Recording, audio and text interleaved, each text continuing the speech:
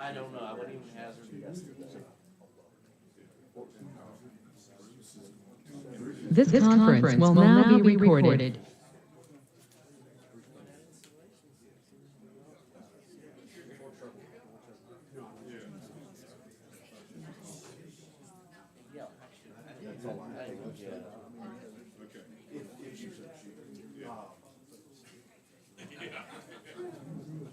Gentlemen, see him, Irv. We'll take the hand.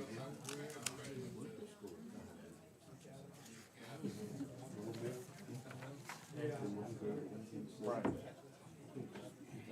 Sure. You and I spoke the other day. Now we got some information. He says he's going to summarize. Yes. Yeah, I got it. And then maybe on the 20 speed reading real quick. No. Maybe on the second meeting when we come back, we may have some thoughts and direction for yours. All right. Are you ready? Yes, sir.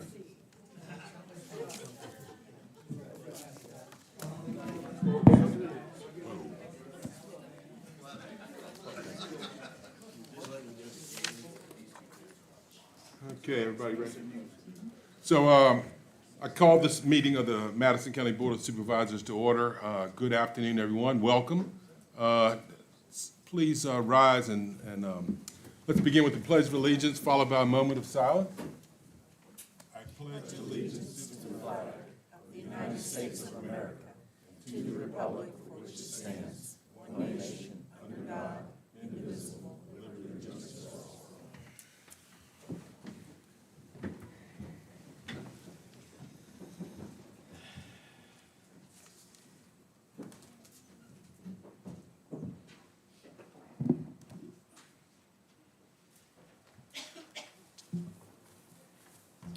Okay, thank you very much.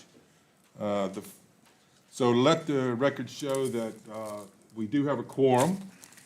So our first item of business is the adoption of the agenda. I have two additions. Under consent agenda 4A, it's going to be a supplemental appropriation number 23, which is to replace the circuit court house water heater. And under number 11, we want to add under discussion 11A, RSA update, Rapidan Service Authority. That's the folks that, the authority that runs our sewer and water in Madison. Anything else down there? No, sir, Mr. Anything- Chairman. No, sir. Anything else? Okay, so could I get a motion to approve as amended? So moved. I'll second. Very well, we have a motion and a second to approve the agenda as amended. Any further discussion on that? Hearing none. All in favor say aye. Aye. Opposed, nay. Okay, motion carries. Okay, so next order of business is public comment. This is an opportunity, we do it twice in our meetings. Public comment, come to the podium over here and state your name and what part of the county you live in, and this is any subject that you wish to inform us of. Yes, my name is Martin Harrell, and I live on Maple Drive across from the McDonald's and car wash. I have a general concern that I think that needs to be brought to your attention. Over a period of years, we have had to deal with people parked in these areas with very loud music and noise coming from their vehicles, particularly during the nighttime hours, usually after 10 p.m. The music levels are so loud that the pictures and windows in our house vibrate. I have repeatedly called the sheriff's office to respond to this matter, and in most cases, they will leave or stop, but return later on. The occurrence can go on for hours on end. During this time, we are unable to sleep because of the loud noise blasting into our home. We both have jobs that require us to be alert and be able to concentrate to do our jobs. So I ask you to please to deal with this matter for our rights as tax-paying, hardworking, and law-abiding citizens of this community. There are elderly people in this neighborhood who are affected by this noise as well. Sleep deprivation can greatly affect your health, your mental concentration, and be a potential safety hazard when operating motorized vehicles. So I asked the committee members if this was affecting them and their family members on a regular basis. How would they like it, and how would they respond to correct this problem? Thank you for your attention, and I hope something positive can be done to correct this matter. Mr. Harold, let me ask, so is the noise coming from across the road from McDonald's parking lot? It's like? both, sometimes the McDonald's, but Yeah. most of the time it's coming from the car wash. And Okay. it's not music, sir, it's just noise. I mean, I'm sure you all heard it. I mean, these teenagers and kids just blasting noise as loud as they can turn up as far as the volume, as far as they can get it. And like I said, the windows and some of our small pictures in our house, you can actually just watch them vibrate, and the windows are vibrating. And, this has been going on for a number of years. And, we've tried, to get, something done about it. And we would just hope that you would just please take this into consideration, maybe come to some kind of a decision or something that could be done to curb this matter, because, it's not just affecting me, it's other people that live back on Maple Drive too. All right, let me ask you this. I assume, I don't know for sure, when does McDonald's close? Does anybody know that? I think generally around 11 p.m. I had a good conversation last week, I believe it was, and the sheriff's also been informed. I have not seen or gone by to observe to see if either business, the McDonald's or the car wash, that they have no loitering signs, because even private property, if they have those up, they can ask for folks to leave. But the sheriff is aware. I don't know if there's going to be some additional efforts or strategies to correct that or try to correct it. I did give Mr. Harrell a background on our noise ordinance and how well that went the last time around, but did say he had a right to come make that request to the board and make you aware of it. So the sheriff is aware of it. I'd be happy to follow up with him later this week to see if he has any ideas. But I understand it can be a nuisance with noise. Yeah, I think if we could find out, contact the property owners and see if they would post no loitering. Although 11 o'clock, and I've been in bed for a while at 11 o'clock. So, Well, actually, sometimes they will the other night, about 2 weeks ago, my wife was severely sick with this flu bug that's going around. Sure. And she hadn't been able to sleep for 2 nights. And the third night, she was able to go to bed and finally start getting a little bit of sleep. But about 10 or 15 minutes after she fell asleep, about 10:30, they started. And then we called the sheriff's office and come over there. And I called back because it kept going on and on and on. And they said, the deputy said that he said something about, well, there's been complaints from the neighbors, but there's nothing else he could do about it. right. Well, it seemed like right after that, they even actually turned the noise up even louder. And it went from 10:30 to 12:30. And you're just laying in the bed, staring up at the ceiling thinking, when is this going to stop? When is this going to end? All right. So, Thank but you, sir. thank you all for your attention. I appreciate it. Yes, sir. Thank you.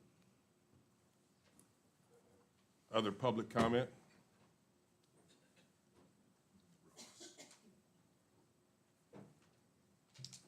Ross Shiflett, Pratt, Virginia. I came to board meeting a while back and asked about the intersection of 29, 230 there at the VDOT shop and so forth and so on. Anything on that? Is VDOT doing one of their famous studies, gonna take forever and 10 days, anything going on? Not that I know of, Ross. Let me just make sure I clarify. So this would be, closing access there at the 29 and 230 intersection? Is that what you referred to, Mr. Ship? No, what I'm referring to is the amount of traffic there, the problems with people turning, coming over, the traffic coming into the, making the U-turn there to get to the campground, so forth and so on. It's a couple words I use to describe it, but nice not I use is it's a mess sometimes, and there are times it's better than others, and you got a real public safety thing there. You got big trucks. Today was a good example. You had a semi coming out of the state shop there that delivered something. Then you had people coming up, going south, hung in the turn lane there that was trying to get across 230. Some poor soul almost got caught in the middle of another car coming down from the north side to turn to go on 230. Those little things, it doesn't make any difference as an old EMS guy, you know. I just don't want to see the accident that I know is going to happen there sooner or later happen, simply because with the change to the Exxon entrance, that one being took away did make a little bit of difference. But still, that is a real congested spot depending on the time of day. So I understand they're gonna do the great renovation and save us all from whatever down at Patch where they put a traffic circle in. But this up here is a bigger problem than that because I live there and I go through that thing. Well, most times if I can, I try to avoid it and go down Gibbs Road, but that's another whole set of issues because the light at Gibbs Road isn't timed for the amount of traffic that goes down Gibbs Road to get across at the Sheets. So, somebody somewhere kind of needs to do their job. Yeah. So thank you for clarifying that. So the conversations I had with VDOT, and I think it was during that public meeting they had at RIMBAC for the Pratt's project. And I think you as well, Chairman Yao, had a question at that time about 230 access. So any improvements beyond the roundabout that they have planned that's been approved part of Smart Scale, they said it would either have to be another Smart Scale project you'd have to apply for. So we did make them aware of it's basically dangerous U-turns there that occur for the campground. So if we're looking for additional scope of work, Smart Scale would probably be your best option. Well, I'd like for us to get it back on our engineer's radar. All right, So next time she's around. We'll check. Anyway, we'll talk to her in advance. We'll talk to her this week, but Sure. I think they come quarterly. And right. I'll have her be prepared to speak about that, and I'll let Mr. Shiflett know when she's here. So if he wishes to attend or ask questions, he can do so as well. Thank you all ever so much. Yeah. Thank you, sir. Anyone else? Okay, very well, then I will close public comment. Next thing on the agenda is constitutional officers, county departments, committees, and organizations. The first meeting of every month, we have this on the agenda. But going forward, I'd like to ask that all department heads and constitutional officers begin with their name and their department and their position. This will help the public and anyone new to the room to follow along, because not everybody, people online, new people in the audience don't necessarily know. So I can't look at Mooney and say, hey, Mooney, give us an update.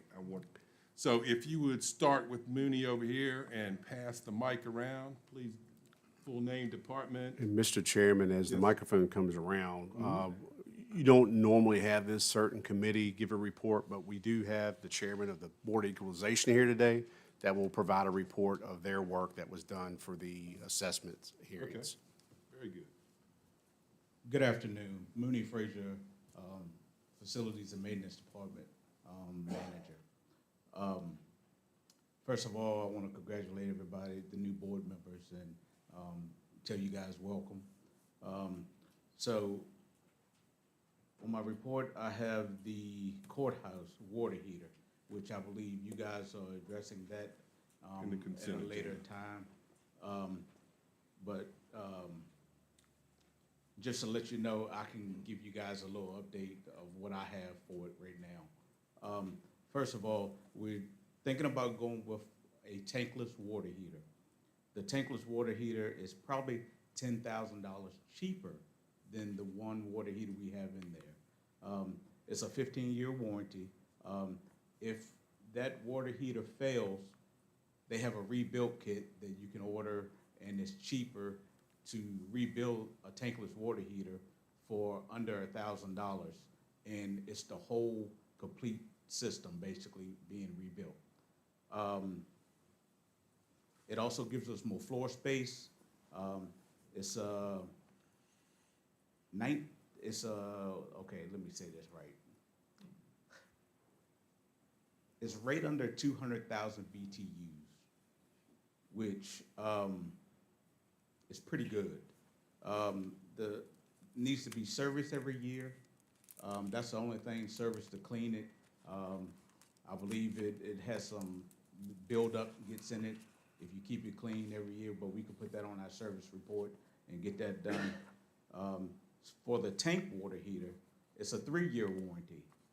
And again, it is $10,000 more expensive. It's a 100-gallon water heater, the storage, and it's only 150,000 BTUs. So I think we get more bang for our buck if we do the tankless. That's just from my research on those. So the EMS building, the generator building, we cleaned that out. We worked on a new bracket for the exhaust because it was hanging down and we kept getting failures from the company that we needed to get that fixed. So that is complete. We installed a new door on that. So now it's sealed tight from any animals getting in or anybody just walking in there. We took Christmas items down, which we're still working on some of them. So tomorrow will be the day of the 911. The floor replacement starts. They have a grant for that, so we've already informed the sheriff department and everybody that it affects. So it should go pretty smooth. We should be done in like 2 days to get that done. So 911 will have a new floor.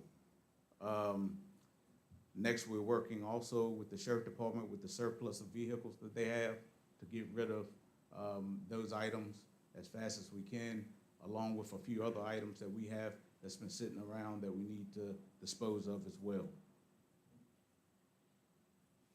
Been working with contractors on the CIP updates, so we can have a great list of things that needs to be done and a great price, so we can I guess we can just be ready for those items For the our budget. CIP list. And that's about it. Any questions? Let's see, I got one. How often is that EMS generator fired up, just to make sure it's working? I believe it's exercised once a week. Once I a believe week, okay. that's what it is. Every Tuesday morning. Oh, you know that? No, that's not that generator. That's different. Yes. Yeah, down here. Yep. It is on a weekly cycle. Yes. Does it start automatically, or somebody has to go do it? Okay. It's on a timing system. Part of your renovation, sir, had an ATS, an automatic transfer switch was part of that project, to exercise on that. All right, yeah. Is Judd? there a historical society outbuilding that needs to be cleaned up? Yes, so that is gonna be scheduled for next week. Okay. We had some potential weather coming in, so I pushed it off from this week to next week to get that taken care of. I think I'm supposed to have somebody from the Historical Society to come out there to figure out what we're keeping or what we're doing with things and where we're moving them. Just make sure it's cold enough to keep the snakes down. Oh, yeah, that's why I'm doing it now instead of later. And we also got a meeting with Riddleberger tomorrow in Cricklersville for the HVAC system that they're trying to put in. Yes. Anybody else for Mooney? No, sir. All right. Oh, you got something? All right. Good afternoon, Board. I'm Alan Nichols, the Madison Planning and Zoning Administrator. Ordinary business, we continue our work to resolve zoning violations throughout the county. I did some coordination with the county attorney on Friday regarding some properties that have a little bit more, some tricky issues with enforcement, so we're strategizing on some of those. Processes continue with the Planning Commission for special use permits, rezonings, and ordinance development. We have a number of site plans that are ongoing, although I don't have any new ones since the last time I gave you an update. All those are available for you to review, but if you'd like to see them. I do not have any cases for the Board of Zoning Appeals this month, so we'll be quiet in January. And but while our work is slowed, we're continuing to import documents to Laserfish as we have capacity for digital record retention and research. And so as those things are going in there, it is definitely making a difference. On the planning side of the house, I attended the REC's meeting hosted by their CEO, John, I think he pronounces his name Hui, the same as a handful of the other board members the other week, and it was very interesting. He discussed the need for Madison to have more power. Apparently, we need about 20 times more power than we generate now to satisfy our needs. And without coming out loud and saying it, he essentially said that the Clean Energy Act is going to leave us in a lurch by 2045 if the localities don't make some changes and accept some projects. And so that's something that we certainly will have to look at if Madison has a role in contributing to power generation in the future. So I'm sure that that will come up again numerous times. So I'll have more to share with you later in the meeting. Oh, that's a loaded informational opportunity there. Thank you very much. It's a lot there to unpack. Yeah.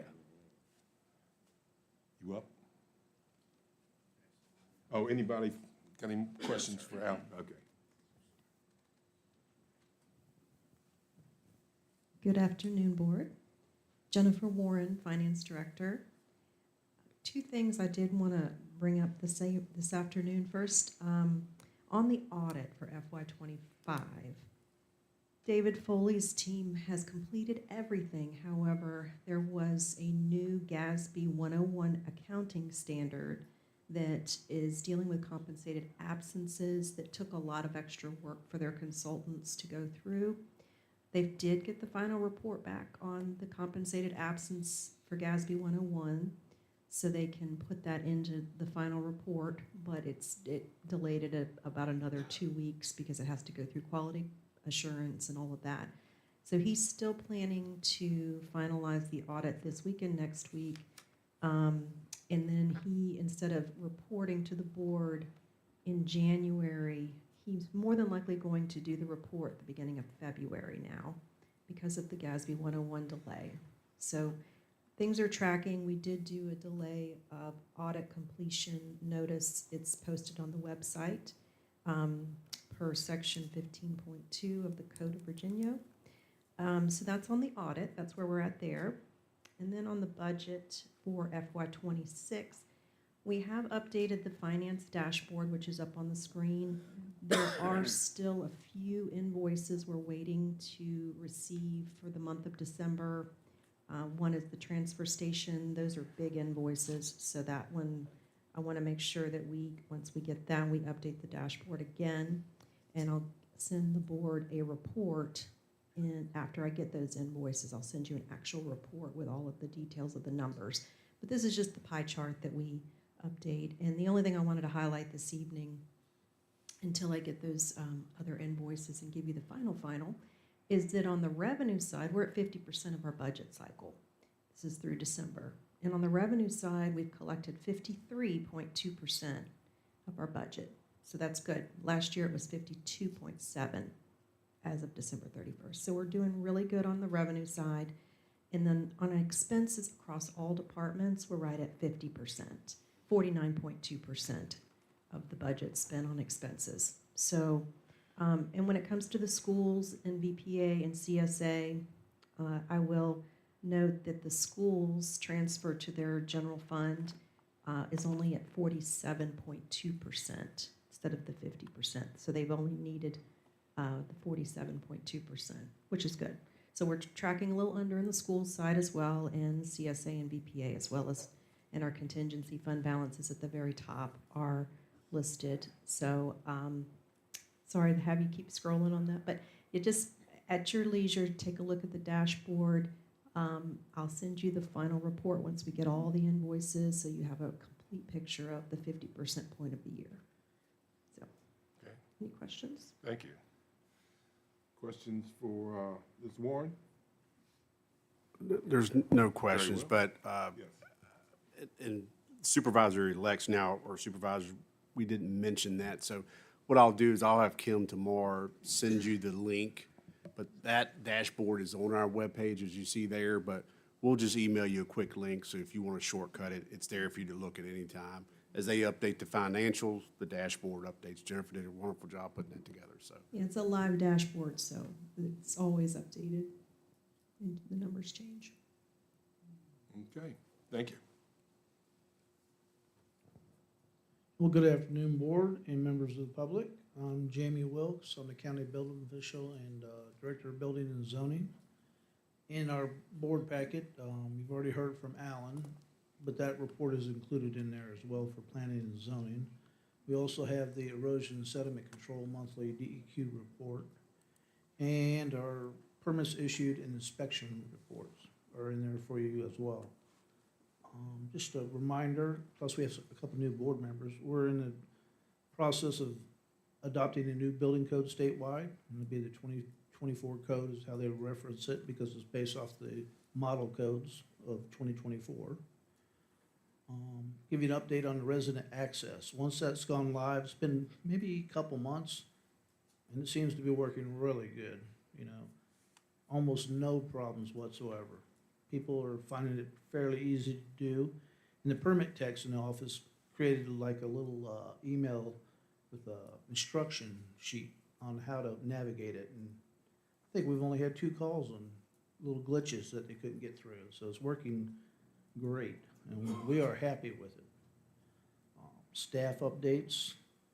This is a big one. The building and zoning department is fully certified in every facet. Zoning, building, and ENS. There's very few departments in this state that can say that, because they have people come and go, or unfortunately, someone just can't get it. But we have every certification required and then some. So that's a big kudos to the staff there on our department. And then got a little breakdown. There's a long report in there with all the permits, but last month we issued 70 new permits, which included 3 new dwellings, and we performed 244 inspections. And then the yearly totals was 1,103 permits, nearly 2,900 inspections, and that's not counting. We still have some old ones on the old system that are not computerized, but it's old paper ones. We've got a few of those. And then we had 103 new dwelling permits issued last year. That's pretty much it, unless you have any questions. So a lot of the staff down there, as I understand it, a lot of them are cross-trained as well, right? Yes. Yeah, so that's good. Any I do. questions? Yeah, the first 6 months of last year and the first 6 months of this year's budget, are you tracking the same amount of permits about, plus or minus? It feels roughly the same, no significant difference, pretty much the same. Okay. Since I've been here, came here in 2019, there's been no real lull. Every once in a while, a month might slow down a little bit, but then the next month is really busy. So it seems to be on track, just steady going. Nothing crazy like Culpeper. Right, but nothing like, It seems like you're busy enough right now. oh, we're plenty busy. All right, thank you. Supervisor Buchanan and the rest of the members of the board, that number of new dwelling permits will come, you'll see that again, because when we start talking revenue projections, that's new homes, so you should see an increase there as well. So, Alan, would you help out with that? Can I ask you, Sure. Jamie? Yes. Just a quick question. You say you issued 103 permits there for new dwellings. How many of those were actually completed last year? Do you have any idea? Oh, they're not all complete, no, because some of those, say September, October, November, December, a bunch of those are not complete yet. I wouldn't even, I'd say at least 25% are not complete, at least, and it might be a little bit higher. I was just wondering how long it was taking to open up a Some new. builders are 3 months, some are considerably longer. That's pretty quick if they were building a house in 3 months. That's the exception. Okay.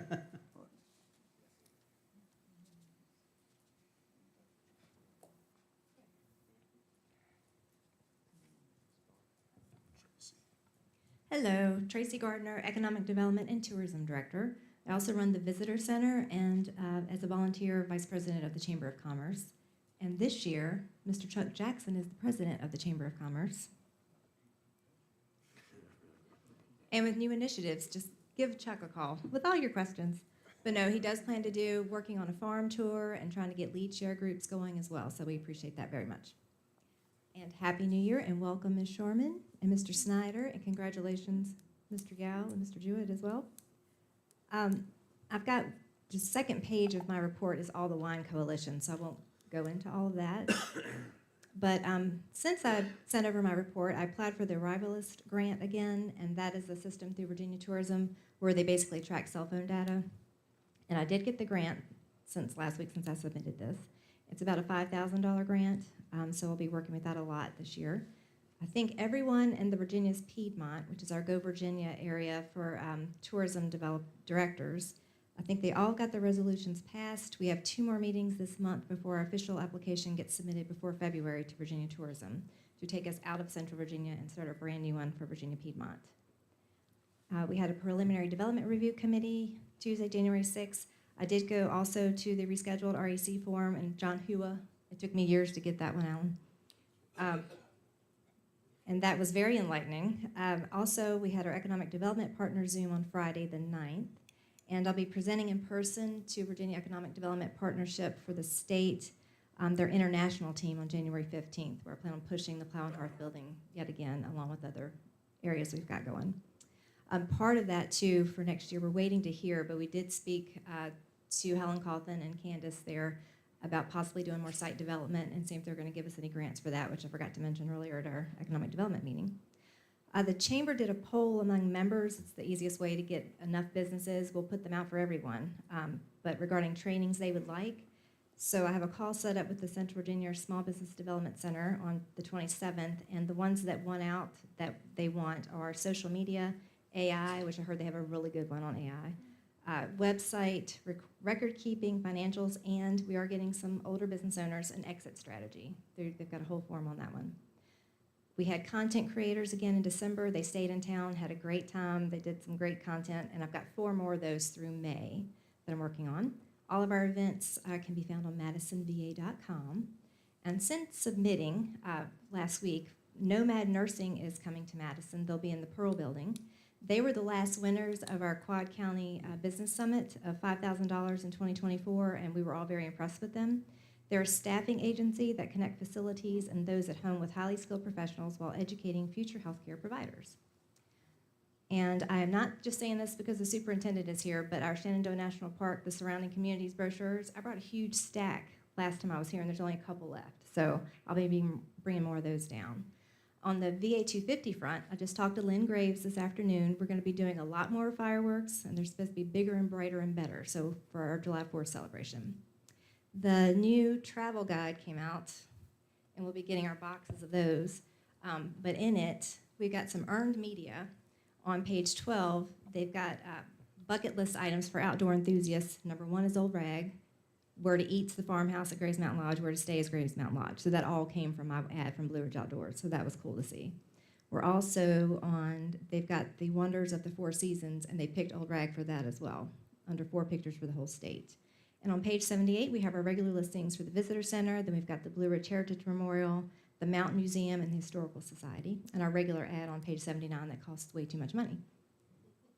And also, The girls at Mugs and Muffins, important to note, their names are Desi and Dawn, hence they're going to be calling it Double D's Bar and Grill at Shelby where 29 Tastings was, but they're running into some septic issues. And so Jamie and I have already talked about this new business as well. And we're hoping the same rules apply to them that did for 29 Tastings, because they do plan on having some music and karaoke and things like that. And other than that, the rest of the Wine Coalition, we did get, oh, while she's here, back in October, we filmed for the Toast Virginia Grants, and Ms. Pumphrey helped me for a full day of filming at how many locations? And 3 different wardrobe changes, so. we did get some of the clips of that, and I'll be putting those out as well. We just got those last week. And I believe that is all. Questions for Tracy? All right, thank you. Yeah. Good afternoon, Mr. Chairman and Board. Excuse me for my voice. I'm getting over the crud everybody had a couple weeks ago. My name is Kimberly Pumphrey, and I am the Chair of the Board of Equalization, and I'm giving you the final report for the assessment year 2025. Just to ensure that everyone is aware of what the role of the Board of Equalization is, the Code of Virginia states that in the tax year immediately following the year of a reassessment, general reassessment, a Board of Equalization is convened to hear appeals from the taxpayer or the representative. The board is only to hear appeals on the new values, and the taxpayer may appeal to the board whether an appeal was made to the assessing officer, and they may also appeal to the circuit court. The board is to hear and consider complaints and has the authority to affirm, increase, or decrease assessment values. The board members were recruited by the county government and sworn in by the circuit court, and we served the year 2025 from January to December 31st, 2025. The board consisted of members following organizational guidelines, including myself as the chair, Doug Parsons, Kevin McHaney, Will Flory as the vice chair, Steve Grayson, Robert Finks, and Nan Coppage as our clerk. During the 2025 assessment year, the board received a total of 39 appeals. Out of 9,000 plus assessed properties in Madison County, the appeals were less than 1% of the properties having been assessed. The appeals were broken down into 5 residential, 1 commercial, and 33 agricultural. The reasoning for the appeals included not uniform in relationship to comparable property, incorrect data, and an overwhelming majority was the assessment exceeds fair market value. Of those appeals, 17 were reduced, 22 remained the same, and no appeals were increased. Appealants were able to submit a request for appeal through the county website, as well as given an opportunity to ask questions and submit concerns through email and phone. As we concluded our time at the Board of Equalization, we discussed positives and needs for improvement to assist with future reassessments. The board's suggestion for the next reassessment process would be early education and information to the landowners and citizens of Madison County. Reassessment notice of real estate was the biggest issue that we found. 2025's notice showed 2023 and 2024 prior assessment. This should show the actual previous reassessment in 2019. Much of the confusion with our population appeared that 2023 and 2024 were actually reassessed years, so their property had been reassessed both those years, which was incorrect. Balanced equalization of the tax rate and setting of the tax rate, there was a lot of confusion with this as well, since there was a significant increase from 6 years ago. So definitely education of understanding the whole tax process is important. These suggestions were given to the County Commissioner of Revenue and County Administrator. And in conclusion, each appeal was reviewed carefully, discussed, and deliberated to give the appellant and the county a fair and equitable decision. The 2025 Board of Equalization has concluded a positive and successful process, and thank you for giving the board the opportunity to work with and for the citizens of Madison County. Thank you. I just want to add, I'm not paid to say this, but I sit in on every one of those meetings, and this is one of the most effective, efficient groups of appointees that you have formed for committees. So I just, hats off to them. They did a lot of work, and greatly appreciate your service to the community. Yes. Thank you. Hello, I'm Lauren Gordon. I am here representing Madison County Social Services. I'm by no means a department head, but I'm here in Valerie's spot. And I'm pulling double duty. I'm also here as a school board representative. Newly elect, so don't put me to the fire just yet. As far as social services, Valerie did ask that I give a quick update on our holiday programs. That we served 166 children and 58 seniors for Christmas, and we had over 60 Thanksgiving meals that were donated that we were able to give out to families in need. Also, just kind of, we're rolling with the punches on all of the changes from the One Big Beautiful Bill that came out, all of the changes to public assistance. So we've kind of been working with some changes so far with the SNAP program as far as how we process applications and ask for verifications to kind of align our roles with how federal partners kind of look at how we do the error rate. More changes to come for SNAP, and then in the fall of this year, we'll have a lot of changes for Medicaid that will be effective for 2027. All right, questions for Ms. Gordon? No? Okay. Thank you. Thank you very much. Jim, are you gonna represent the planning commission or something? No. Or Steve?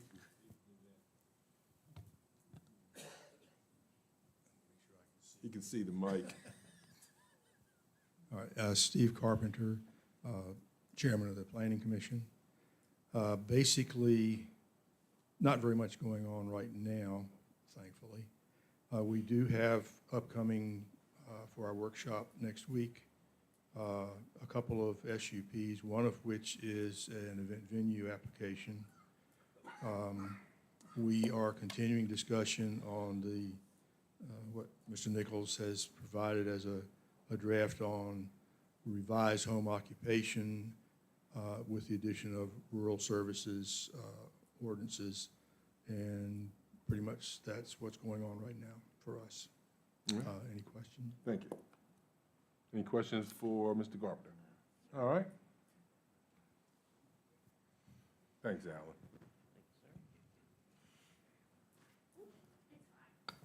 It's fine. I'm Clarissa Berry. I'm the Commonwealth Attorney. And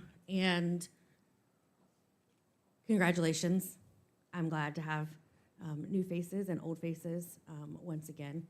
I try not to come to all of the meetings because I tend to talk too much. But we've been really, really busy.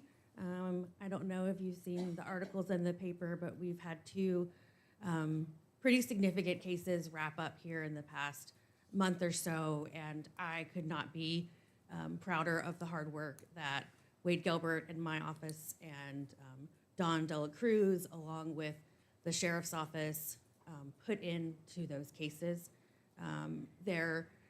It's always tricky when you have an agreement that has a cap in it, but rest assured that those agreements are all discussed with the victims, that is not something that kind of comes down from the sky, and that's done with their best interest at heart and with their desires at the forefront. We are going to be really busy for the foreseeable future. We've got quite a few jury trials coming up, so my apologies to the citizens who might be getting some formal invitations from the sheriff to come to court. We've got a lot of multi-day trials that we're gonna try to shoehorn onto a schedule, so that's looking to be a little bit trickier. I am headed to Richmond for Thursday and Friday, and then I'll be there for a week later in January to kind of see what surprises the General Assembly has for us. I will continue to beg them to properly fund constitutional officers. Looking at the statistics, Commonwealth attorneys are perhaps the best funded out of the constitutional officers. And so I know how much more they need to provide for my office, and so it's almost embarrassing how little they provide for the other 4 constitutional officers. So that continues to be one of my bugaboos, I guess. is the way to say that. I was talking to Ms. Lauk. Somebody asked how old the courthouse was, and we realized it was built in 1829. So if you can do some math, in about 3 years, it'll be our courthouse's 200th anniversary. We realized this last week, so there are no plans, so I'm putting it out into the county in hopes that we will develop some plans between now and then. Our courthouse has been around for a very long time. It has seen a lot. It has changed a lot. And if you spent any time with me in the courthouse, you know that I hope that it will change a lot in the future. There are some things to do, and I would invite any of you to come by the office, talk to me about what we do, especially Ms. Sharman and Mr. Snyder. I'm more than happy to go through kind of our office. It's a bit much to explain in front of everyone. I don't know how interesting it would be to them, but I am happy to talk with y'all. I asked Alan to skip over Sarah because I wanted to be sure to get her properly introduced. As you may know, Wendy Gallahue, who had been the clerk of the combined court in Madison, she retired at the end of the year. And so Sarah Curtin is our new clerk of the combined court. So Madison has a combined general district and juvenile court. So she is covering both of those, and we are really excited. And we're also going to have a new judge come next fall. So stay tuned. Oh, May, yeah. So stay tuned for that. That's another thing we'll be doing in Richmond. But so Sarah's got some things to talk about. If you have any questions, you can talk to me now or talk to me whenever. Yeah, we will, thank you for the introduction. We've got her listed under special appearances here shortly. Oh, shortly? Yes, please. So yes, I'm Sarah Curtin. I came from Greene. I was there for almost 5 years, and prior to that, from 2013 to 2019, I was with Fauquier General District. I've only been here for 3 weeks. I'm still kind of getting my foot, in the waters, being introduced to everyone, trying to remember names. But there were a couple of things I noticed. I do want to bring, like a couple of ordinances that East Summons. So pass that ordinance so when the officers write their tickets, we can get that $5 for part of the court cost. And I think that would help some of the money to get back to the county as well. I did notice some of the animal control ordinance I wanted to bring up with the county attorney. I know Animal Control Officer Cave, he was questioning about it as well. And then I know you had a couple questions for me too, so for clarification. So you were talking about the fee ordinance that we were talking about? Yes. Yeah, we'll touch on that as soon as the rest of them, can you stay with us? Oh, yeah. Okay. Good afternoon, board, sorry. Brian Daniel, Commissioner of Revenue. Wanted to announce and congratulate Chief Deputy Rebecca Lowe. She was certified as Master Commissioner of Revenue through the UVA Weldon Cooper Center. That's about a 3 to 4 year certification. A lot of classes and hard work there. So did want to congratulate her and announce that to you. Good. You all. Congratulations, yeah. Big achievement. Have a assessor in the county currently. He's going around picking up new construction, building permits. So we pick up the value at the beginning of each year for new construction there. Other than that, we'll be going to Richmond to advocate for constitutional officers as well next week. Yeah. That's about it from our office. All right, thank you. Questions for Mr. Daniel? Yes, sir. Very good. Good evening. Greg Cave, Chief Animal Control Officer. So calls for service, complaints are steady. We did have, this time of the year, emergency calls usually die down. Seemed like they have doubled within the last 2 months for some reason. Working with the health department on a few calls. We did have a raccoon tested positive after contact was made with the homeowners 2 dogs. So what that means is they're gonna have to quarantine their dogs for 120 days. So they're willing to do that, they're residents, so, working with the health department on that. Had a bat exposure, someone came in contact with a bat. Bat was inside their residence. They did not find the bat until the next morning. So part of our recent training that we had for the county a couple months or so ago, when a bat bites you while you're sleeping, most times you don't feel it because their teeth are so small. So we do consider that an exposure. So they're going through all their shots and everything for that. And Ian and I have a training coming up on equine investigations. That's going to be hosted by the National Sheriff's Officers Association and the Humane World of Animals. So that's going to be very interesting. All right. Thank you, Mr. Cave. Any questions for Mr. Cave? The bat tested positive or did not? So, they found the bat the next morning. They released it. So there was no way to test it. So since it stayed in their residence overnight, we had to just go ahead and. So your advice is don't release the bat? Don't release it. No. All right. Yeah. I'm going to ask him about the livestock ordinance. Okay. Mr. Cave, how's the new livestock ordinance working out with regard to fines? Have you been issuing many fines or warnings? Or? So, glad you brought that up, Mr. Jewett. Since we have passed that ordinance, we actually have not had any repeat offenders. We have had some people call that's actually in support of it, a lot of the farmers, and was actually questioning, why didn't you charge more? I mean, you know, you could. I said, well, if it becomes an issue, then we could discuss that further. But this has actually definitely helped. So, yep, appreciate it. Thank you. Thank you. That's good to hear. Good evening, and my name's Gavin Helm. I'm with EMS. I'm the deputy chief. The chief could not be here this evening. Congratulations to our new board members and to everyone else. Last month, we were dispatched for 174 EMS calls with an average response time to the scene of 8 minutes. We also ran were dispatched for one mutual aid call to green, which we did answer, 7 for orange. We were not able to answer any of those, and 1 in Culpeper, which we answered. On no units available, we had 10 occurrences, with the minimum being 55 seconds.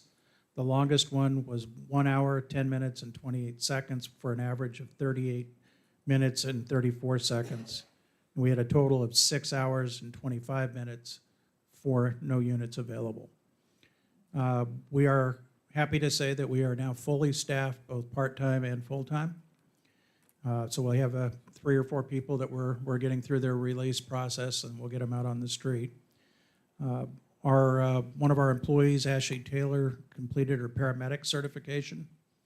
So we're going to start working her through her release process at the paramedic level. Medic 2 was the ambulance that was in the accident. We have gotten it back as of last week. We have sent it up to Finley Automotive to go through it and do a full inspection on all the mechanical items just to make sure we're good to go before we release it back into the wild. So we're happy to have that back. Right now for the annual call volumes, if you have the report up there, you can see that in 2023, we had 1,821 calls with a 10-minute median time response. 2024, we were at 2,036 calls, again around 10 minutes. And in 2025, 2,170 calls with an average response time median of 9 minutes on that. And we're kind of on track with that now. Again, this month is 8.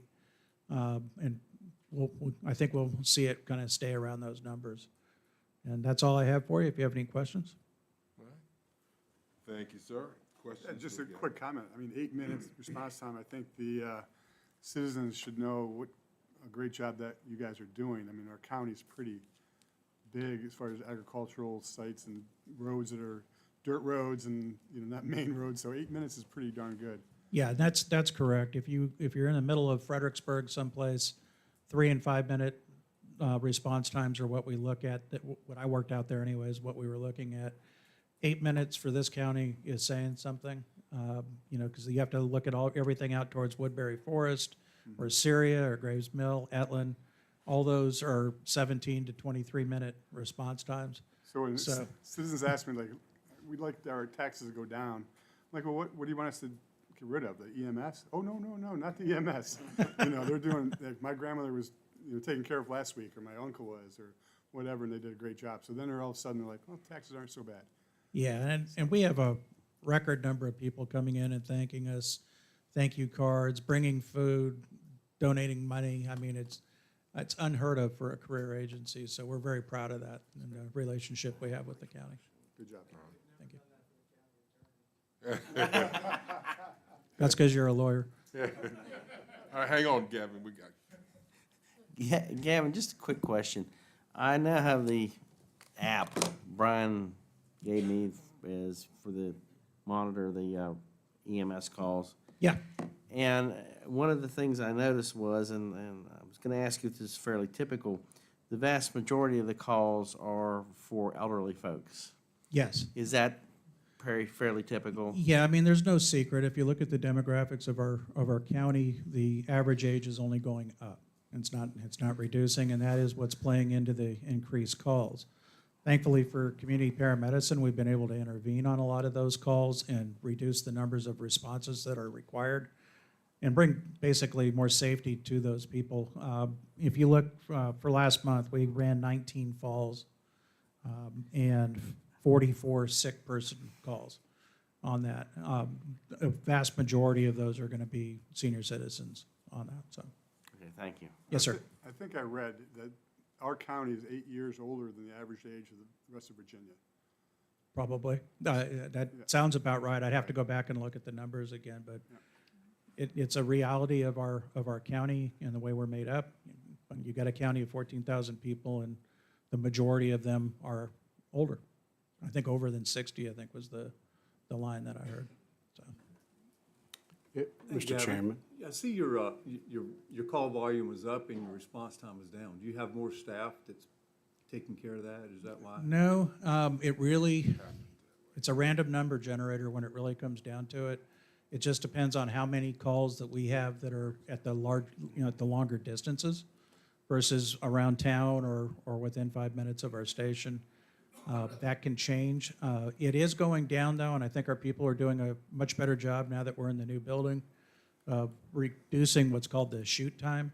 And the shoot time is from the time of dispatch to the time they mark en route to the call. And they're doing a really good job on that, so. Mr. Chairman, if I may add, just for context, there's also an annual operational response plan, a report that EMS puts together. I'm sure the assistant chief and the chief certainly work on this. But just to let you know, part of that plan, and you set the local standard by OEMS regulatory compliance, you must mobilize within 2 minutes of receiving a dispatch and arrive on scene within 18 minutes of the received dispatch on at least 90% of our incidents. So we very seldom exceed the 18 minutes. We're talking, 8 minutes? So just wanted to let you know where our target is and how well we're doing under that target. Yeah. Yeah, and as far as the state's concerned, whatever we dictate as a county is what we have to follow, what's in that response plan. So anything over 17 minutes, I do the monthly response time report. Anything on that, I put notes on it, and those reports are always available to you, and you can look call by call to kind of get an idea of why, if there's any old one. And that plan is only 356 pages long, so if anybody would like to have a copy of that to keep around, so, thank you. Yeah, it's good sleep inducer. Yeah, it's great.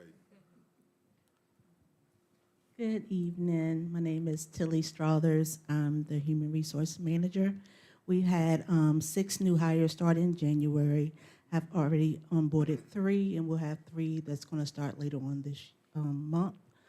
have W-2s, going to start working on that next week, has some few changes on that, and just doing some seminars and webinars to stay up on some updates. That's about it. Questions for Tilly? No, sir. All right, thank you. Good afternoon. Annette Dotson, the manager at your wonderful local animal shelter.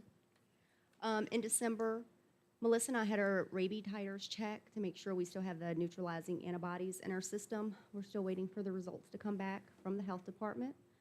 We had a very successful adoption event at PetSmart on December the 6th. Our volunteers actually had people fighting over the puppies we had there for adoption. The community was absolutely amazing for the holidays with donations. And the Livestock Club, they gather donations again. They do every year. We truly appreciate them. We done a donation drive for Coranda beds. Within 2 weeks, we have 12 beds donated. That's all I asked for at that time. So we're going to do another donation drive to get the remaining 10 beds. That way, every kennel at the shelter will have a brand new bed for our dogs to lay on. I am in the process of getting some quotes to do some cleanup behind the shelter, some down trees, some piled up trees, some brush. So I'm working on getting that moved so that looks better. Then I have our numbers, our December numbers. We had 19 strays, 6 owner surrenders. Our surrenders were down because we done the painting and the renovations. 7 reclaims, 20 adoptions, 8 transferred to rescues. These are our yearly numbers. We had 174 strays, 182 owner surrenders, 190 reclaims, 90 reclaims, 240 adoptions, 133 transferred to other rescues and shelters, for a total of 499 total animals that came through our shelter. And at the moment, I have 2 dogs available for adoption and no cats. I cannot keep animals there. I posted puppies yesterday, and by today, I only have 1 left. Very good. Questions for Ms. Dotson? All right. All right, thank you. And last but not least, we got a couple more, don't we? Oh, there's. It's me, I think. Who is that guy? Now, Alan hasn't even started yet. Yeah, whatever. I'm Jerry Carpenter. I'm the Madison County Parks and Recreation Director. Whatever. I don't even need this. I can talk. Give me a megaphone. Hometown Heroes Gala is up for February 21st at the Redback Barn. For tickets, go to whoridge.com. Hometown Heroes voting is now open, and also go to whoridge.com to vote for them. We'll highlight 3 of our county employees up for Community Service Award. Mooney Frazier, Jenny Ramirez, and Catherine Burke. There's so many more other great organizations, businesses, and people that have been nominated that highlight the best of Madison County. I encourage everybody to go in there and vote. Winter sports are now underway. Spring sports registration are opened up on January 15th. This was this Thursday. And we've also been busy planning events, a ton of events actually for 2026. And our event calendar will be out for 2026, will be out soon. Any questions? Okay. Very good. All right, thank you. And tomorrow night is the Parks and Rec Yes. board meeting here at 6:30. Yes, And 6. it's open to the 6. public. Oh, you moved it to 6? Yeah, tell them, Clarissa. There was a,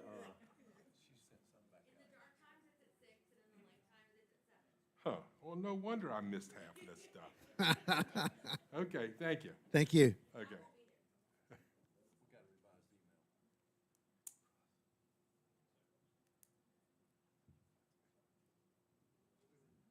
Good afternoon, members of the board. Alan Berry, IT Department. I'm the director. Oh, was it not on? Darn technology. All right, so starting off, Federico has been working hard porting lines to our dial pad system.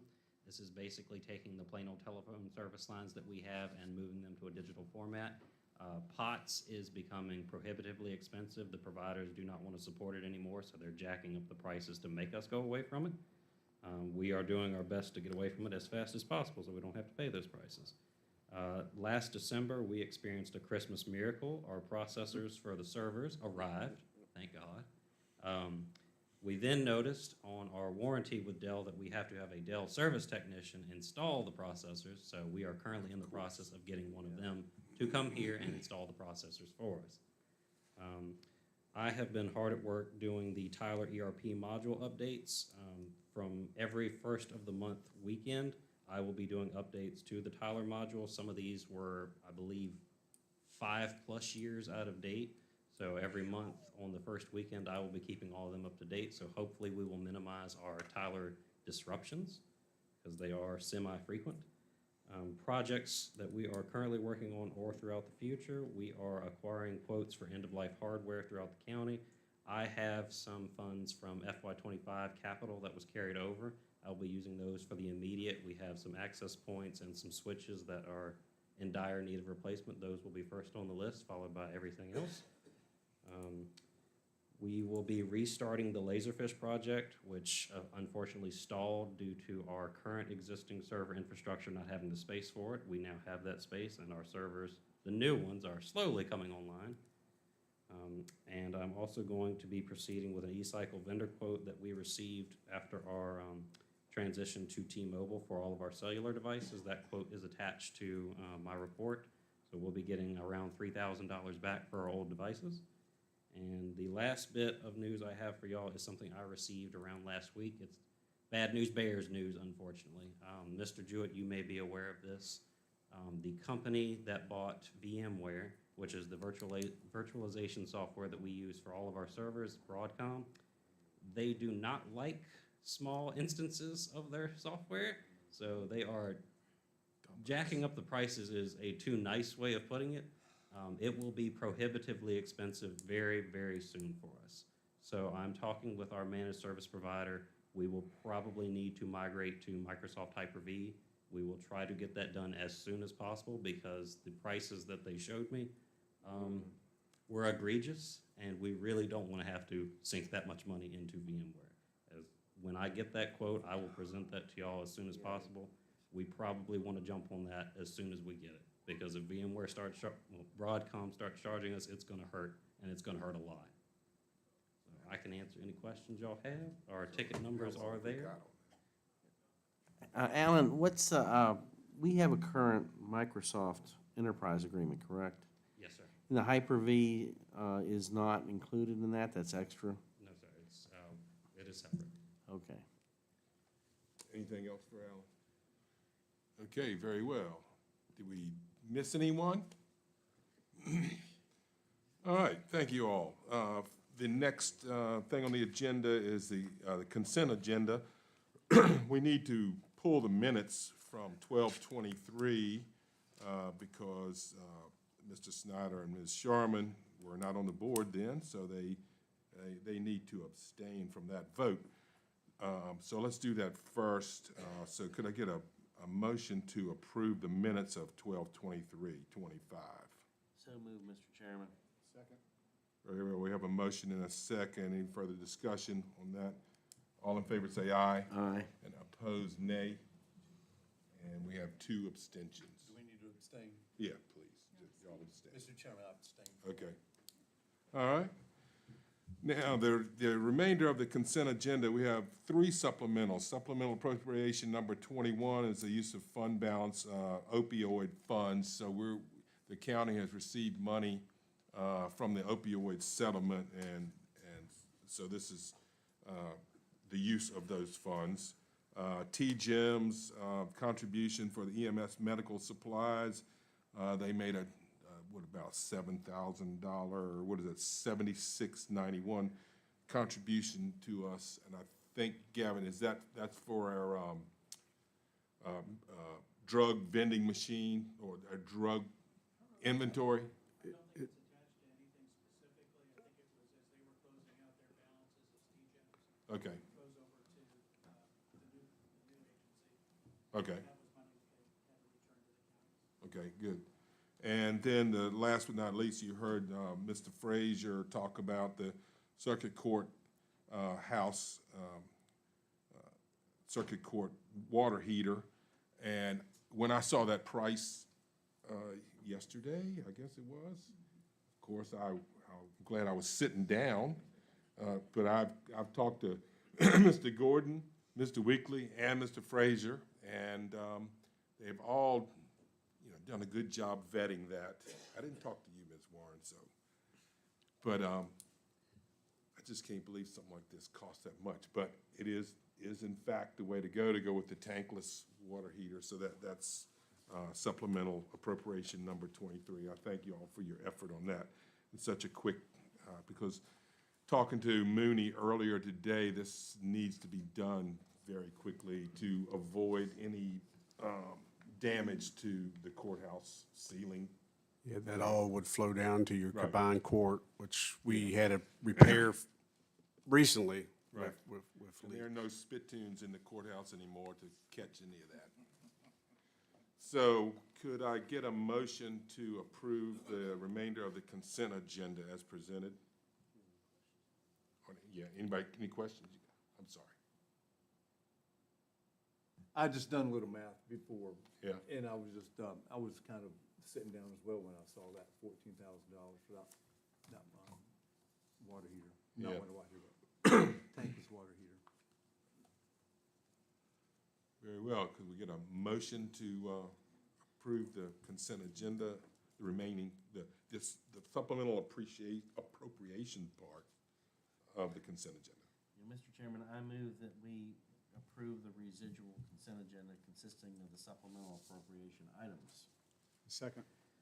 Very well, we have a motion and a second. Any further discussion? Yeah, all in favor say aye. Aye. Opposed, nay. Very well, thank you.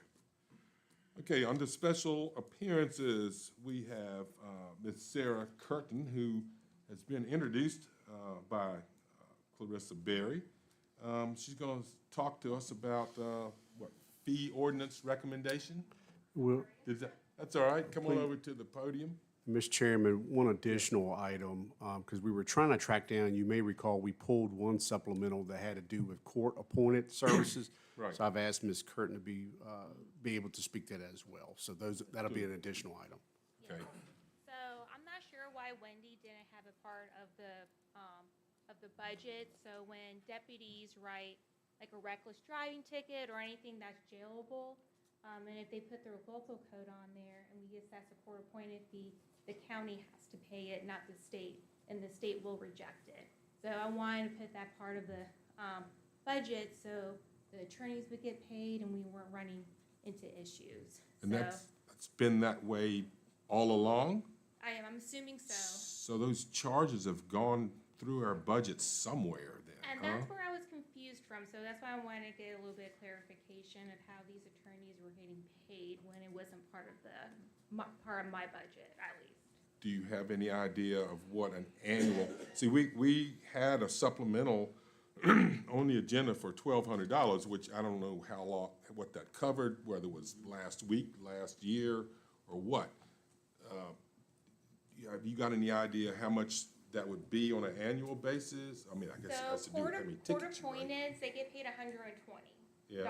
So right now, I have 3 lists of allowances, 1 from Mr. Hallahan and 2 from Tom Wilson, that I have to submit to the county. And usually it's 120 plus sometimes expenses, but that can just vary. So usually about 150 sometimes. That's the rough estimate. Got anything on this? Ms. Warren may. Oh, could you?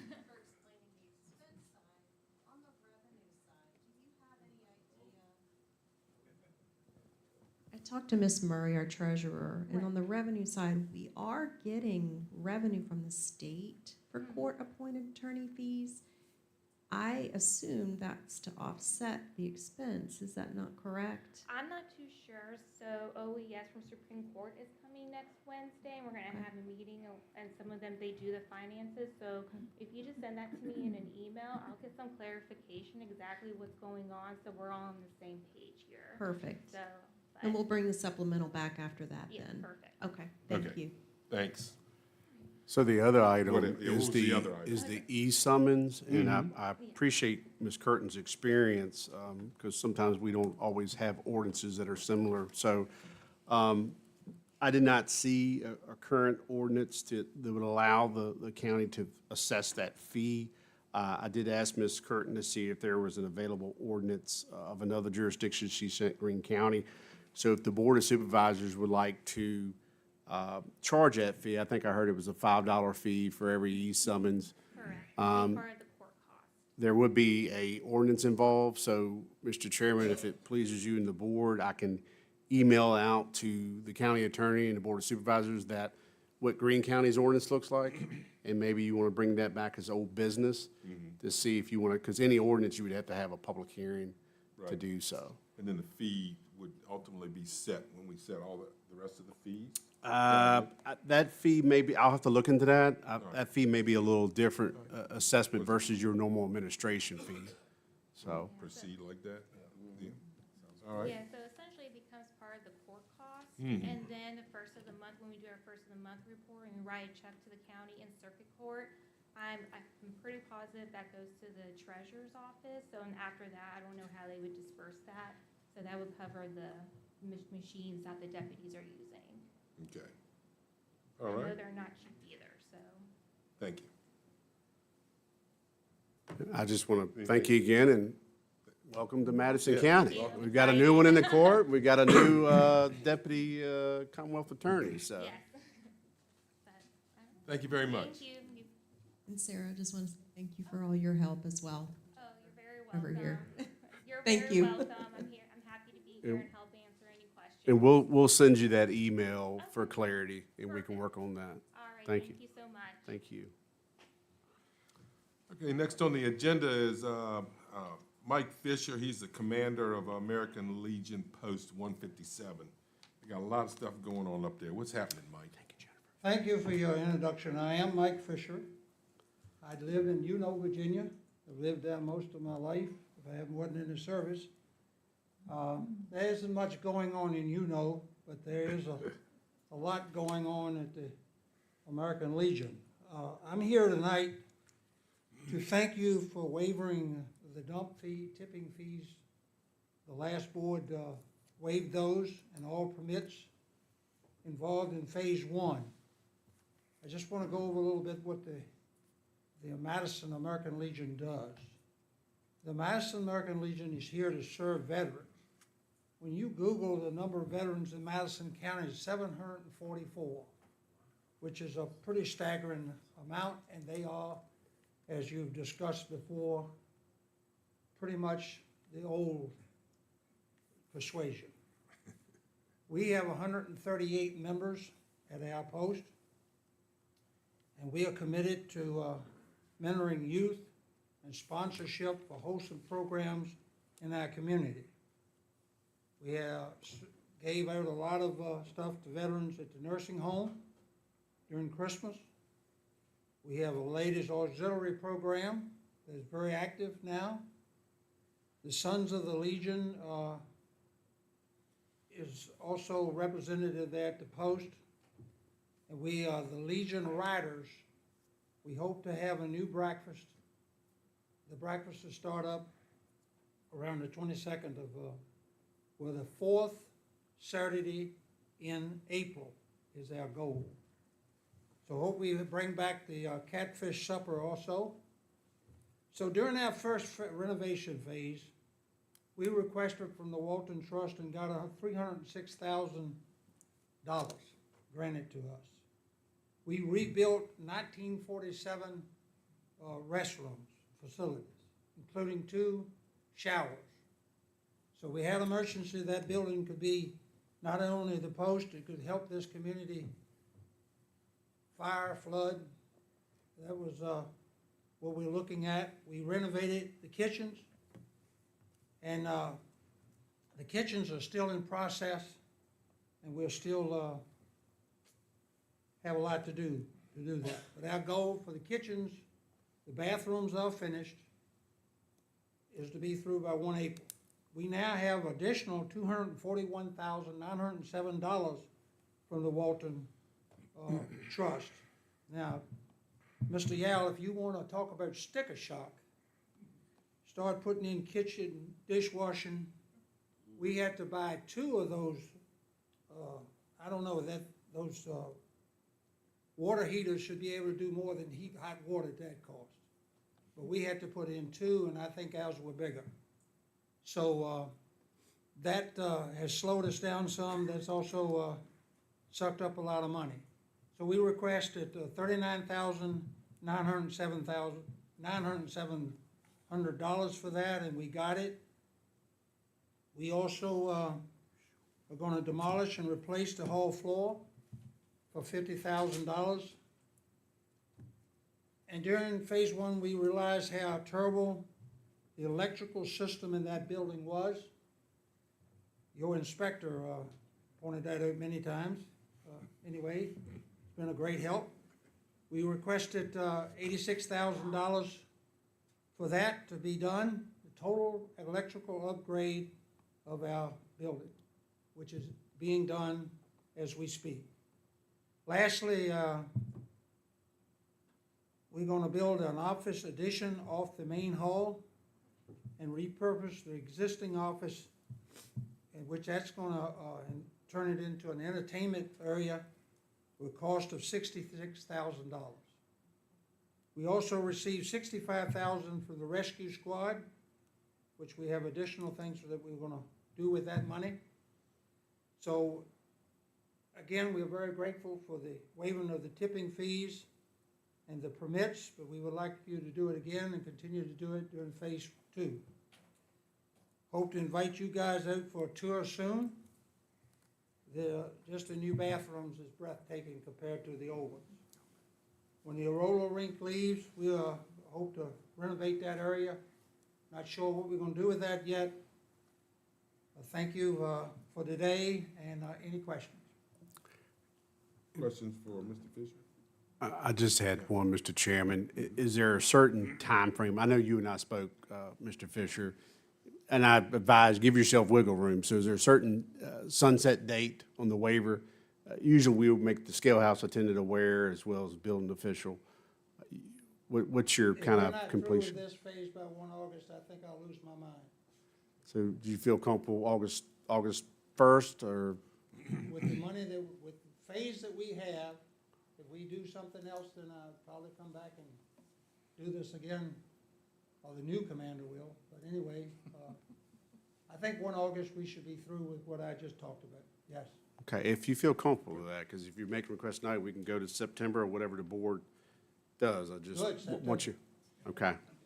You heard the question, Mr. Chairman, that's all I have. September 1st, Mike? Sir? September 1? Yes. Okay. Yeah, because I was going to say, yeah, these waiving the tipping fees, it's on a case-by-case basis, you know that. But I'd be in favor of doing this. It's a very inviting space now, if y'all haven't been down there lately. I mean, back from the days when we had our proms there and stuff, goodness gracious. It's really inviting. It looks great. So, any further questions for Mr. Fisher, or could we get a motion regarding the tipping fees? And building inspection fee, any permit fees Or and permit fees, disposal okay. fees.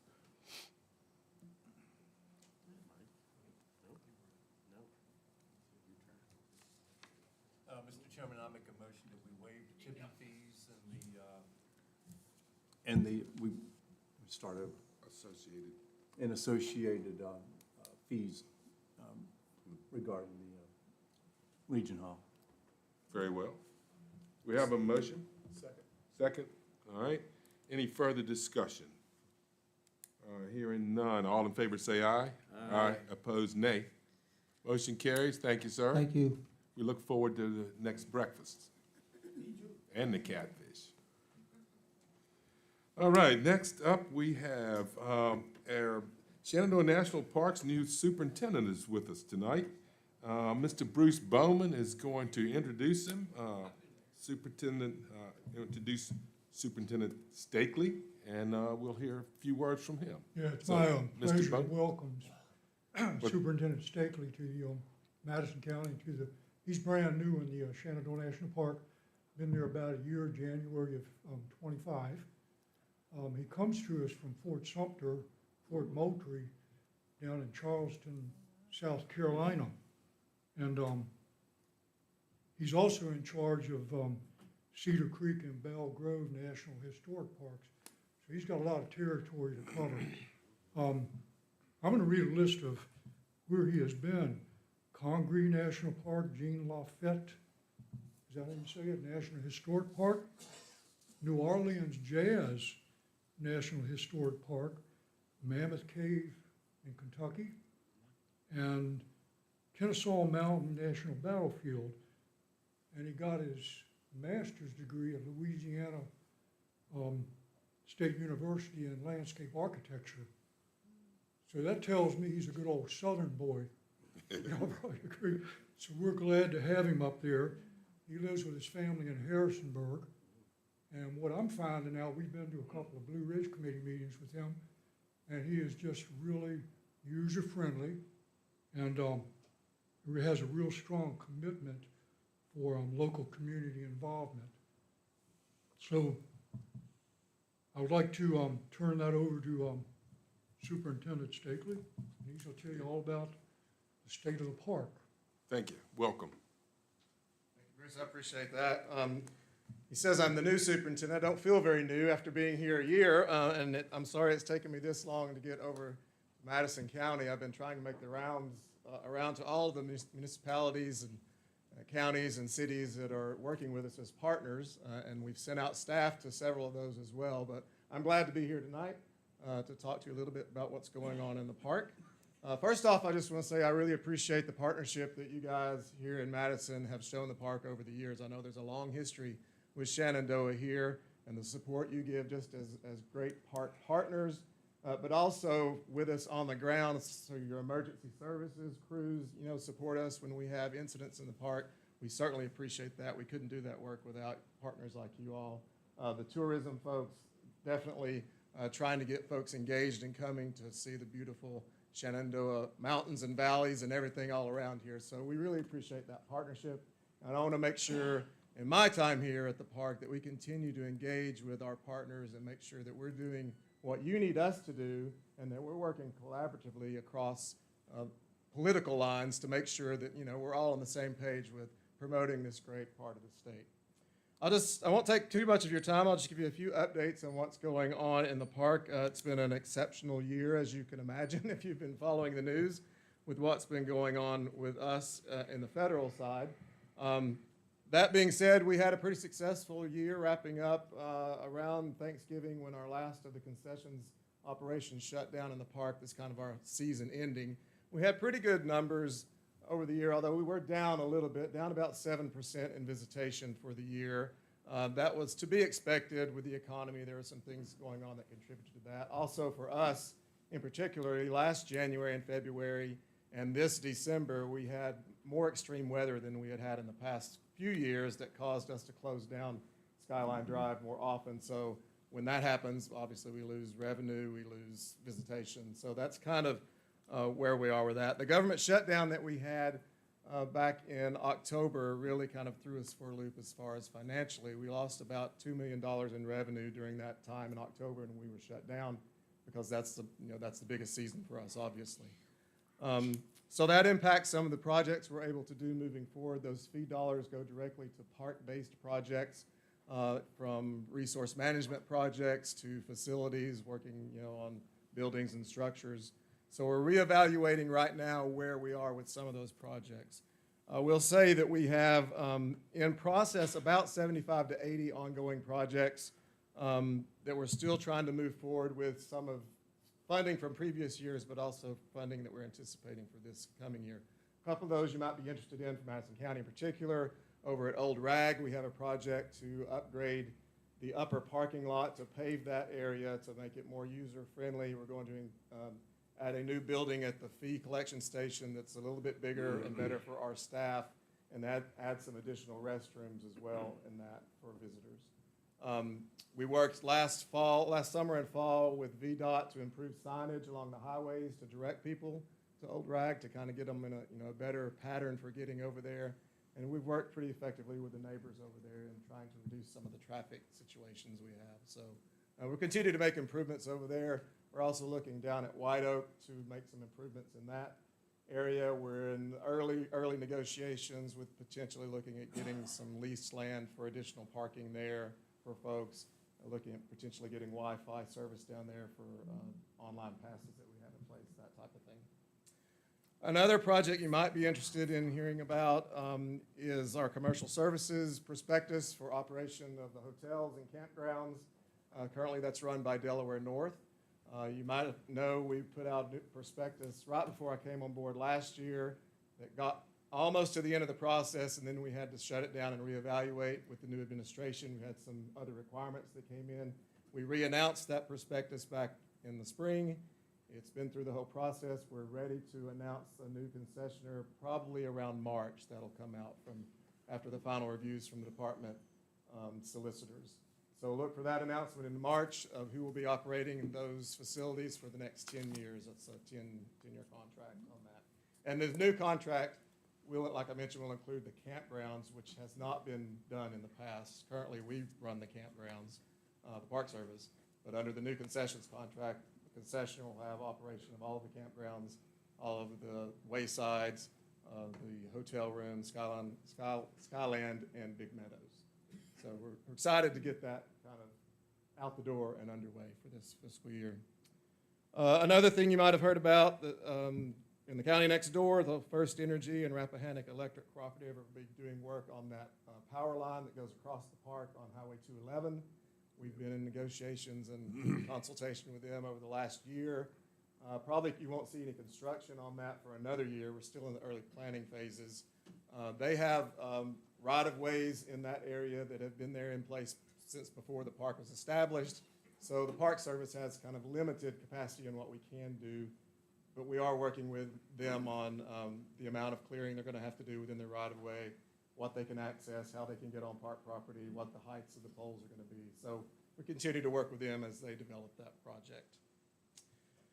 We're still under a federal hiring freeze, so we can't hire any permanent staff other than folks that are working in emergency services or law enforcement. So we're able to hire those folks, but we can hire seasonal staff still. And so we have about 80 positions out right now for seasonal staff to do park operations this season. We're in the process now of those announcements have been out. We're hiring, we're interviewing folks. So that being said, we hope to have pretty much same operations this summer as we've had in the past. We don't anticipate really closing down any facilities other than for weather. We don't anticipate a loss in programs. We're trying to keep our interpretive programming up and to the same standards that we've had in the past. Doing that with seasonal employees. So we'll see how that goes this season. Fingers crossed that we can get folks to come and work for us this year. Let's see, I think the last thing I will just mention is on the interpretive side, I was briefly mentioned that the 250th is going on this year nationwide, celebrating our country's 250th anniversary. The Park Service is heavily involved in that, mostly at sites that are directly related to the Revolutionary War or things leading up to that. So at Shenandoah, we're not directly related to that theme, so we're not having a big 250th celebration. And coincidentally, this year for us as well is the 90th anniversary of the park. So we're doing more of a low-key 90th celebration year-long, so we're having smaller events all year long. We're not going to do a big one-year event or a big event because the anniversary actually falls on January 3rd. So the next day would be the 250th, so we want to take the focus kind of not away from that. Also, for the Park Service, we have a lot, like I mentioned, a lot of these other parks are having events. We will be providing support with our staff to go out to those other parks to help manage those crowds. So we'll be down a little bit during that time. So that's why we decided not to do a really big 90th push here, although we are doing some small things along the way. We have programming that's already been put out on our website for dates and different things this year. Certainly share with you guys and we can get that out to the public.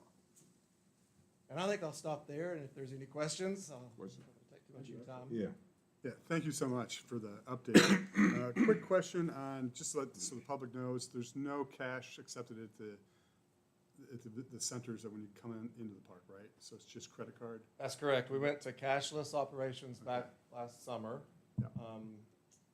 And passes, you can buy, park passes. And then we worked with some local communities. I'm not sure if anyone in Madison we worked with.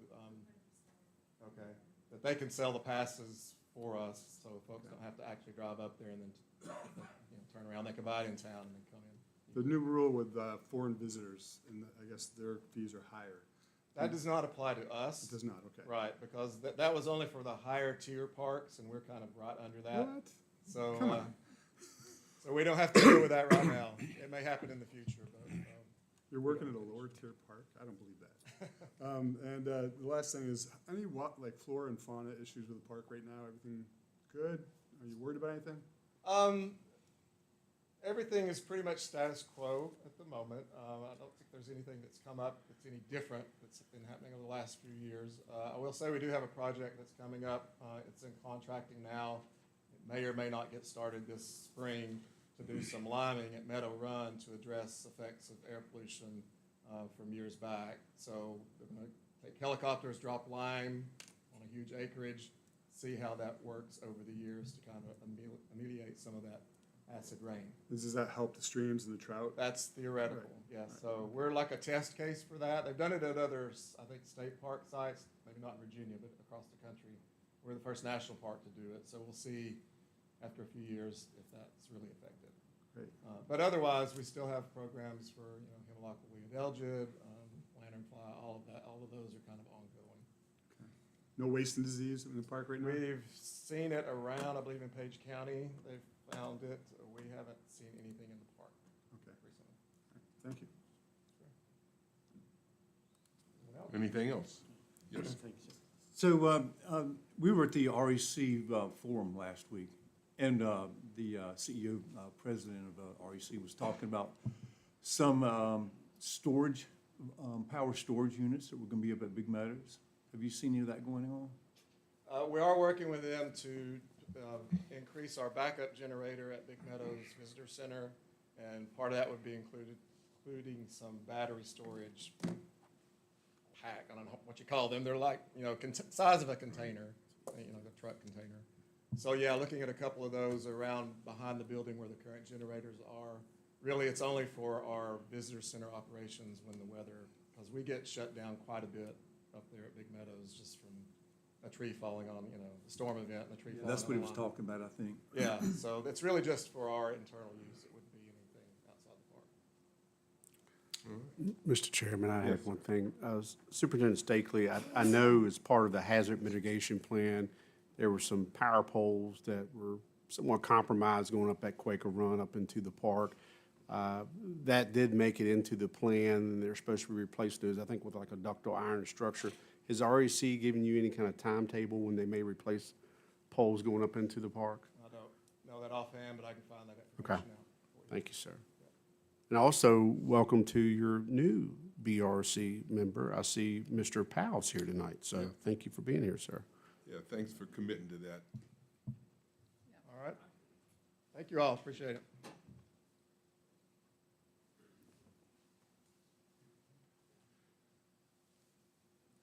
Okay, so let's see, next thing on the agenda, it says public hearings. We have none, no public hearings tonight, so go to old business, Hoover Ridge Maintenance Barn Update. Thank you, Mr. Chairman. Mr. Gordon's going to catch our superintendent. We need to Okay. exchange information in Right. case there's emergencies and all that good stuff. So thanks to the Board of Supervisors, I believe it was at your last meeting, you approved the funding for that and awarded the contract to Loudon Builders. We have familiarity with them. They had a cooperative procurement agreement with Louisa County. So that has now been executed. Hannon did review that. Everything's approved to form. The next step is to set up a pre-construction meeting.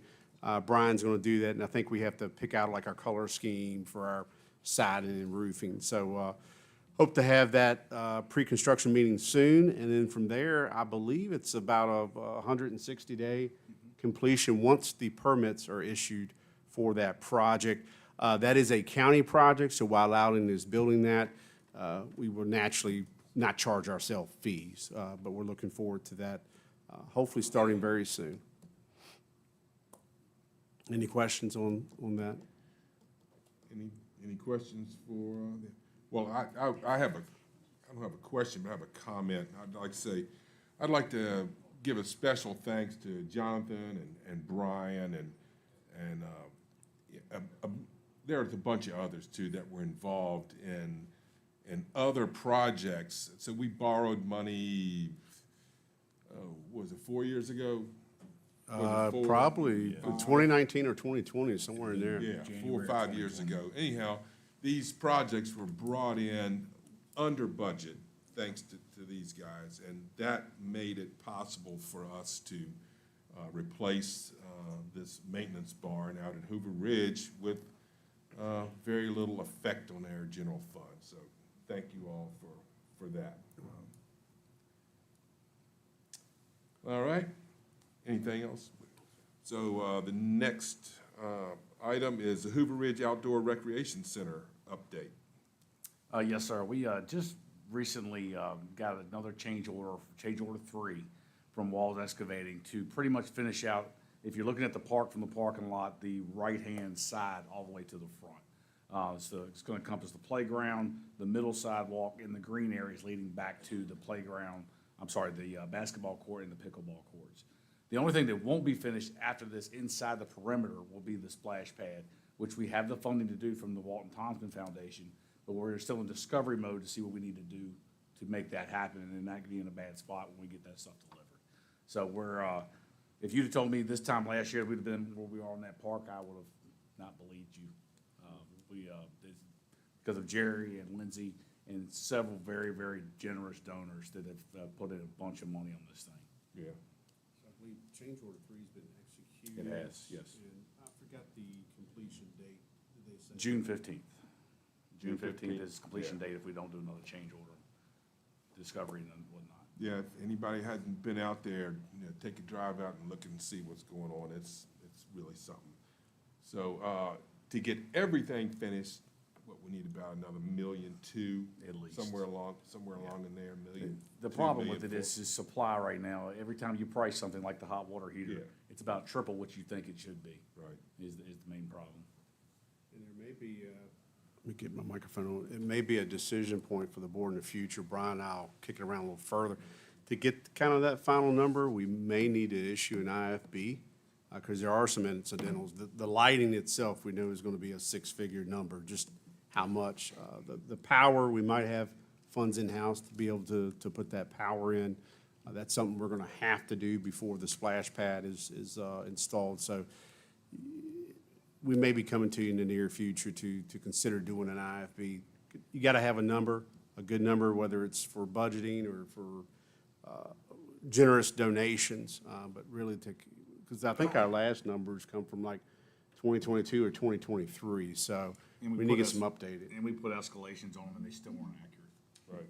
And some of them were higher, some of them were lower, and just there was no rhyme or reason to it. So, doesn't cost you nothing to do the IFB, but it may be something we bring to you in the near future so we can get some good up-to-date numbers. Okay. Any questions? Yeah. I don't have a question. I just have a comment if I can get this thing on. You're on. You know, when we first moved to this county, almost 40 years ago now, and we had little tiny kids, et cetera, and I just say, Mr. Thompson was one of the first people that we had met because we bought our farm from him. And I'd like to hear his name in these groups to think that he is still blessing our county and surrounding counties with many things. So I just wanted to say that. All right. Next on the agenda, DEQ's public hearing for the Mountain View Nursing Home. Thank you, Mr. Chairman. You all took one of your recent board items. Anytime there's a permit renewal cycle on the wastewater side, the board is given notice of that, and the public has a right to make comment. We did have concerns of that permit renewal The board authorized me to send a letter to DEQ requesting for them to hold a public hearing to hear and address those concerns. They had gave us notification, I don't know if it was last Thursday or Friday, somewhere around there, that they have set a public hearing that will be held in this building on March the 2nd. And then they said inclement weather would be, public hearing would be scheduled for March 16th. So What time, did they set a time to? see if they gave a time. I'm March looking at 2nd their in this letter, building. and I do not see, Kim, when they reserved the room, did they give you a time by chance? Sorry, I'm putting you on the spot. We'll bring that back as a follow-up, sir. And we have notified all parties who spoke about this recently, so they're aware of the public hearing as well. But suffice it to say, March 2nd, what day is that? It's a Monday, so suffice it to say that it's probably in the evening. So- We'll get that time. Okay, And, that's fine. and we'll even put it up on our website and calendar. Even though it won't be a board meeting, we can put it on the public calendar.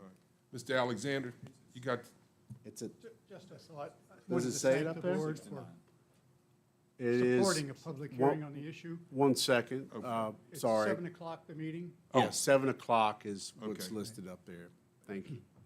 But in addition, I want to make the point that this has nothing to do with the care or treatment of the residents at Mountain View Nursing Home. There's nothing to do with that at all. So I didn't want any concern there. This has to do solely with the request for sewage pollution out the back of the facility. But it's nothing to do with the care or treatment of the residents. But we do appreciate the board's action in asking for a public hearing, and thank you. yes, thank you, sir. Any more comments from the board on this? Okay, March the 2nd in the chamber here at 7 o'clock. All right? Yes. Thank you. Okay, the next item on the agenda, R3 zoning discussion. All right. I believe that item that I'm tracking, and I was not present for the planning commission meeting, but I did listen online. At that meeting, there was discussion about R3 zoning and maybe revisiting that ordinance, and not just revisiting it, doing it so in an expedient manner. I do believe I heard the suggestion maybe from a few commissioners to set forth a committee. However, I think board members may have additional thoughts of how you would like to see that. And if there's any direction the board, which normally sets direction for planning commission, you would like to go on the R3 zoning, Mr. Chairman. All right, thank you, sir. So I would like to, let's all talk about this. I'd like to have a committee created to update the zoning district R3. To the committee to be headed up by Alan Nichols and our, county zoning and planning administrator, Mr. Jim Smith from the Planning Commission, and Mr. Jewett from the Board of Supervisors.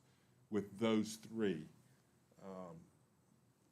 and with y'all's concurrence, we do that. And also, I was thinking about it, and I did talk to Jim a little bit, and Alan and Jim Smith about setting a drop-dead date for the date that this committee would turn their findings over to the Planning Commission to ultimately make a recommendation to the board.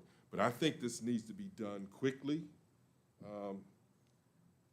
So did everybody concur with those three people being on that board? And so what are y'all thinking about a timeline? I mean, is 45 days too soon? Or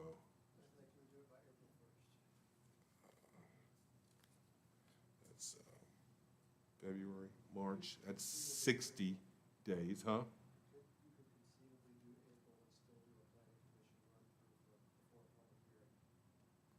All right, so 60 days, what do you think, Jim Smith?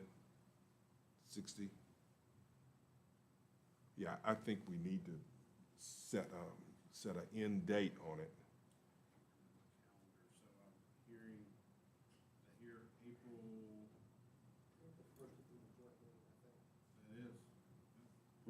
All right, And then is the thought, well, wait a minute. I mean, it's gotta go through the plan. This committee would submit it, their recommendations to the planning commission. So the planning commission would need, what, at least one workshop to go through, or? Yeah. For the board.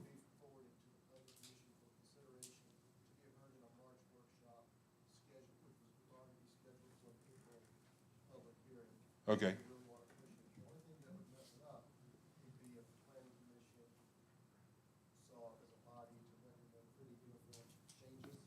Right, right. The only thing that would really mess it up would be if the planning commission decided on pretty substantial changes that would require a re-advertisement that would kick it down the road another month. Okay. All right, so the target date then would be? March 18th is March the workshop. 18th workshop, that's like 45 days or thereabouts. Yeah, Mr. Chairman, I think a lot of this work's already been done. So it's gonna be a question of compiling it. Right. And I think also, want to keep in mind is that the committee's purpose is to get the draft going. But it doesn't mean we're gonna work in secret. We're gonna consult with planning commission members, board members for input, so that when we're done, we should be ready to submit something that's fairly in its final form. All right, let's shoot for March the what, 17th? March 18th is the workshop for the planning commission. Okay. Thank you for volunteering, Mr. Smith and Alan and Jim. Certainly critical. Yeah. Very well, moving on to 11A, RSA update, Mr. Nichols.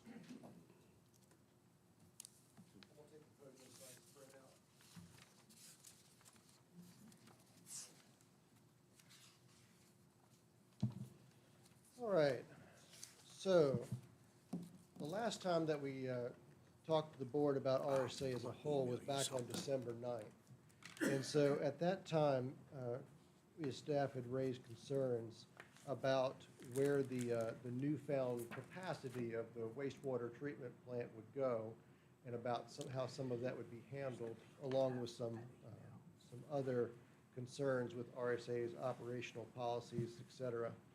So after that time, and at the direction of the board, a meeting was held between a handful of Madison County staff, a couple of the RSA board members, at least one board member here. There were, I guess Mr. Jackson and Mr. Jewett attended, and a handful of Madison staff. So at that time, it was a very good discussion. We talked about a whole broad range of things to get to the sunlight that we've not talked about in a long time, including some of their policies, which are probably antiquated and need to be updated, brought to today's standards. Some of their infrastructure issues that are ongoing. But most importantly to our conversation today, around their EDU policy. This is an issue that directly impacts the land development of the county. With their expansion of the wastewater treatment plant, which is slated for completion sometime in 2027, they'll have the capacity equivalent of about 400 new homes, just as a rough number. So one EDU is about one home, and there's a lot of folks that know this is coming. So it would be easy for a developer of homes to come in and submit a site plan, which we now know does not go before the planning commission or the board for approval. It all comes to my office. So a developer could come in, submit a plan in the areas that are zoned R1, R2, R3. We could conceivably use every bit of this newfound capacity for residential use, and it would be a net loss for the county. So what we sought to explore in this meeting was that we wanted to see how RSA would take adopting a policy, which is on page 2 of the handout that I put in front of all of you, for how we would designate capacity. So going into the meeting, we didn't know what the number was. We'd heard a variety of things, from the town being told about 600 and some odd EDUs Tim Clemens had told me about 350, and by the time we came down to the meeting with everybody in the room, they said 400. I had put together a rough list here of where we, as a county, should have this capacity go for the benefit of the public at large. So we had designated a handful for the town, some for a brewing problem at resettlement. We've got some for in-district health emergencies. So, if somebody had a failed system and they didn't have room to put in a new one and they were close to infrastructure, they would be allowed to connect. As well as, and I think the most important thing here is non-residential use. So we'd like RSA to be able to hold in reserve a certain amount of capacity, so when we have a business that wants to come in here, a restaurant, Lord willing, a hotel, something that would help us grow as a community here, this is not an obstacle to getting their business. We want them to have basic public utilities to connect to. We want them to have power, water, and sewer. The reaction was polite, but RSA has let us know that there are some objections to holding capacity in reserve. They're counting on selling all of these connections to fund their infrastructure improvements, which, if I'm in their seat, that's a fair argument. You sell these things, you pay for your plant expansion. I understand that. But it definitely doesn't serve the community interest at large that way. So I think the best way that you as a board can take direction on this is to decide, is it worth exploring the purchase of some of that capacity for some of this other goals? Is it worth exploring alternative sources of funding so that way they can do some of this infrastructure and then be more amenable to reserving some capacity because everyone gets what they want? Or is there a way to exert some pressure to have them do what you want them to do on this, should you choose to take a direction? Coming out of this meeting, we have a few issues that are unresolved. We had a lot of discussion, but we didn't make any decisions at that time. So it would be nice if we could work with our RSA partner to adopt a formal service area map, areas in which there's a very simple method of gaining connections. It'd be nice if they would work with us to develop service area maps. We learned that they have some ancient hand-drawn mapping, and we learned that there is actually some GIS data that has been created for where some of this infrastructure goes, but that has not been provided, although we have asked for it. We'd like to work with them for some more long-term planning for infrastructure, siting, and what have you for planning purposes. So, at your discretion or at your pleasure, I think it would be nice if we could schedule another meeting with RSA to establish, or at least make steps to figure out who's going to do what with some timelines, an action plan to establish the service area and some maps associated with that. Mr. Weekly has more knowledge on the hydraulic modeling, so that way we can build a list of what our system is and capacity. So if a developer comes to us that wants to do a factory or a hotel or what have you, we know what it would take to get them the service that they want. And we would like the board's direction for what you guys would like to see for an EDU management and allocation policy. As well as we'd like to see the board ask RSA to be transparent with their publication of policies and procedures. It was like pulling teeth to get policies the first time. And we'd also like to see some direction from the board on the maintenance of GIS records, so it's easy to see where some of these infrastructure is. I understand there may be some objection to that being just general public knowledge, but we would like there to be at least a layer that staff can view for where the infrastructure is for planning purposes. And I think that, especially just leaving the Economic Development Committee meeting a couple hours ago, without hemming up the public utility policies here, we're gonna be just spinning our wheels for years to come and not make any real progress on that front if we don't get this under control. So we'd like the board's direction on this and kind of what your thoughts are and some guiding next steps.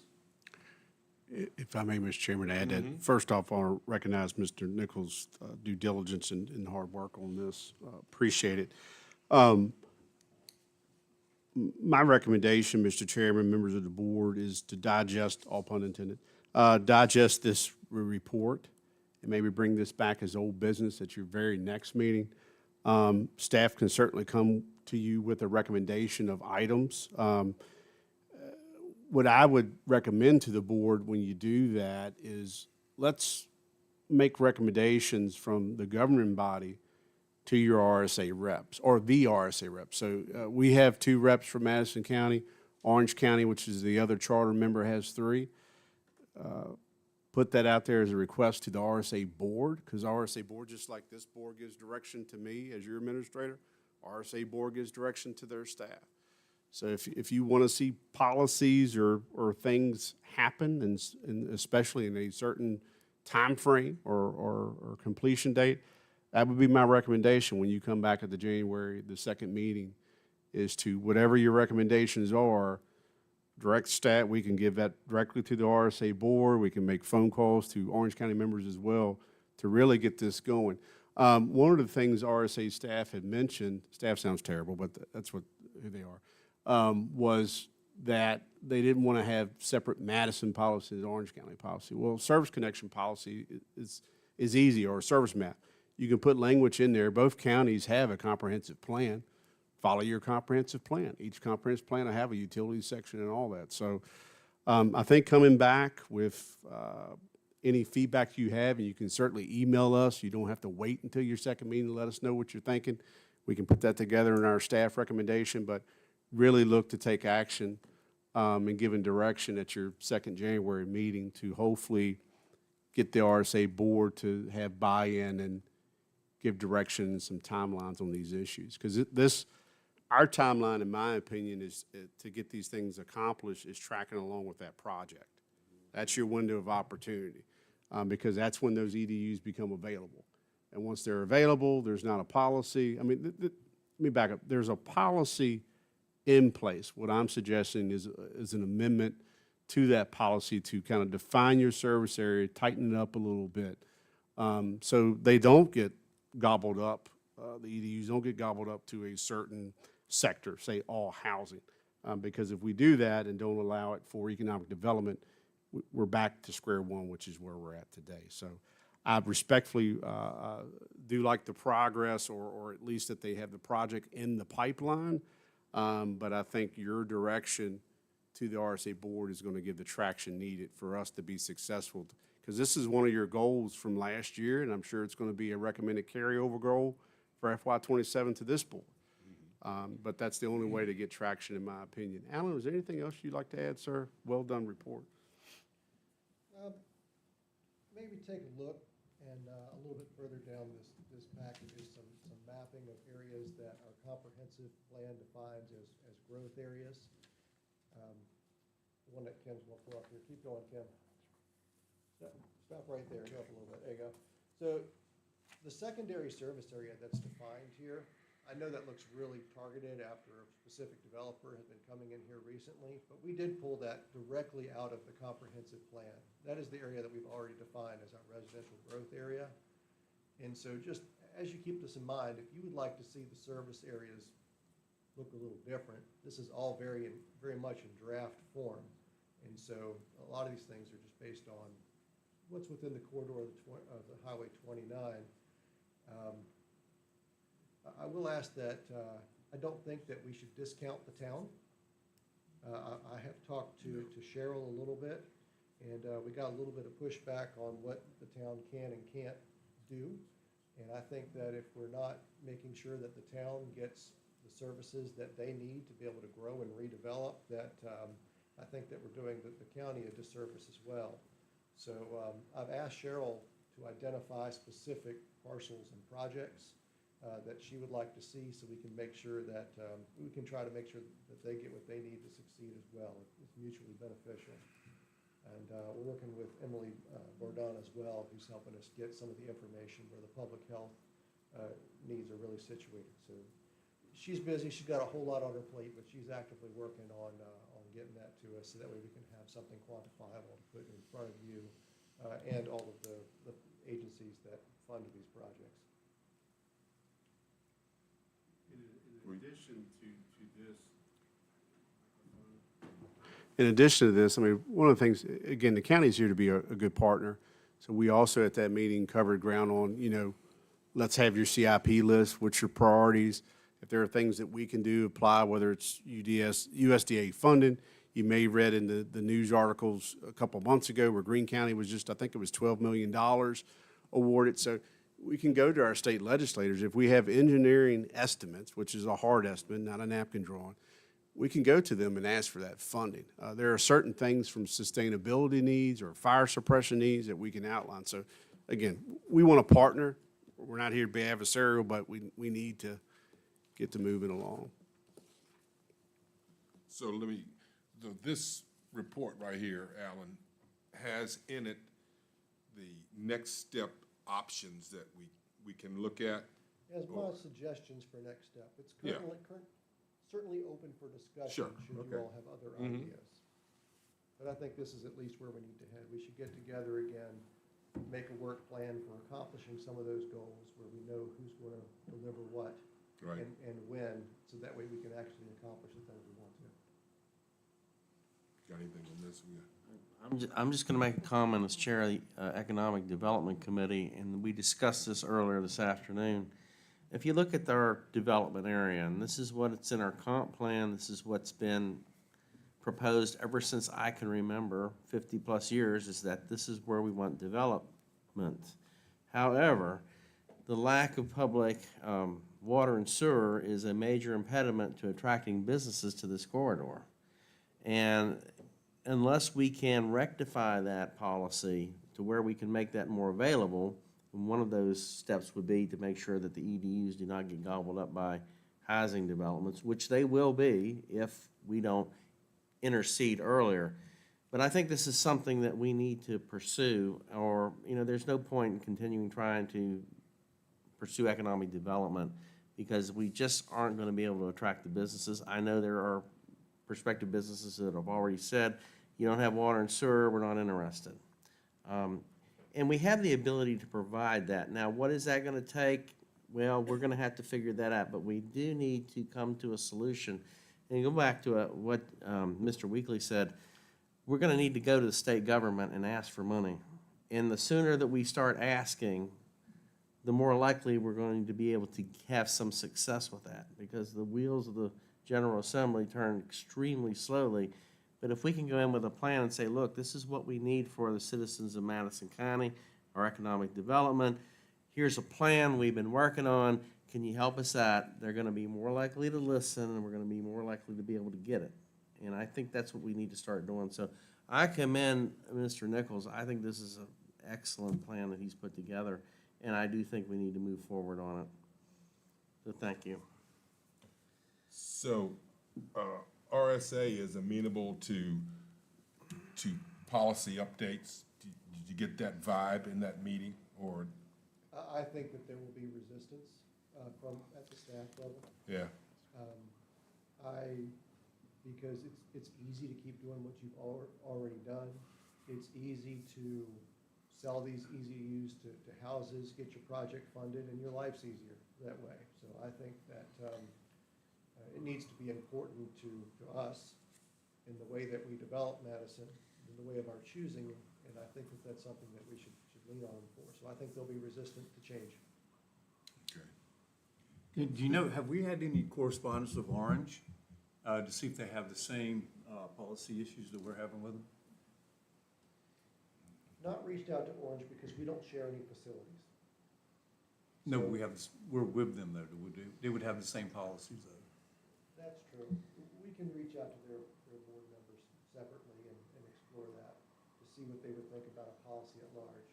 Certainly their, as Mr. Weekly pointed out, their desire to have a a single policy that governs the whole organization is valid. You know, you don't want a different set of rules for everywhere you go. I understand that. But no, this is just our starting point, but I'm happy to reach out and have some conversation to see what we can do. I think Supervisor Snyder, to that point, we'll do that before the second January meeting, and have that follow up with you all. It's a good point. Just real quick, the real reason, I mean, one of the reasons they push back against this is because when they sell those EDUs, it helps fund the build-out of the facility, right? So is that one reason they're pushing back? That is one reason. I think it's important to point out a rub in our conversation as well. They're quick to tell you that they do not pre-sell EDUs, that you have to have an approved site plan to go do it. They'll tell you that we're not approved, you know, would say we're not selling anything to anybody for speculation. We would never. And then in the next sentence, they'll say, we've got to sell these EDUs so we can pay for the expansion. So I do think that is the plan, that they want to sell it immediately, and I think that they can. So what I would add to that, we had recommended like a reserve policy, whether it's a certain amount for, in Allen Head, there's a chart in there, I think so many for the town and so many for business, so many for housing. In the utility world, you know, you have two sources of revenue. Generally, your facility fees or your tap fees or connection fees, whatever you want to call them, that helps fund your capital projects. And once they become a customer, that's your monthly reoccurrence to help fund the operation. I can respect that their goal is to sell these connections because that's I think an $8.7 or $8.9 million project just for the sewer plant. That doesn't count the outfall, so they have to find a way to fund that. But again, having that service area, I don't know where that will go. Thank you, Kim, for bringing up that chart. It's above you there. If not, then we need to be very careful with your service area, so it's tight to where you can already see what's already zoned. Rezoning is another matter because that's supposed to be based, I think Mr. Smith pointed out very good 3 points of what you're supposed to have to rezone something, I think at the last workshop meeting. So that I think we can kind of control and well, through you guys in a rezoning consideration. It's what's already been zoned, where do you want to service?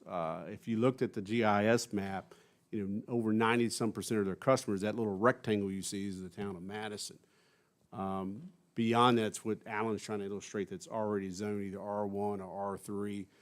The good news, one of the R3s, it's just outside of town, has some EDUs available to kind of service that project, or if there's a project that comes about.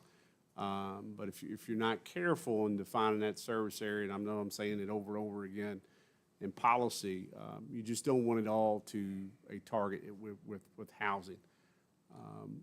That goes against everything. I mean, the EDC just met, and we're trying to attract a variety of things, and we're trying to move the property, if you will. I'm not a realtor, but that's already been rezoned, you know, let alone new rezoning considerations. So that was the thought, was to set aside some reserve. If they don't want to do that, then define your service area, and that way what's been approved we can tally already. It's what would be coming before you as a rezone or new development that you would have to consider this EDU availability. Sorry, Al. If I can interject just to send that point home, Kim, would you pull up the first map, please? So if we're not able to get a policy that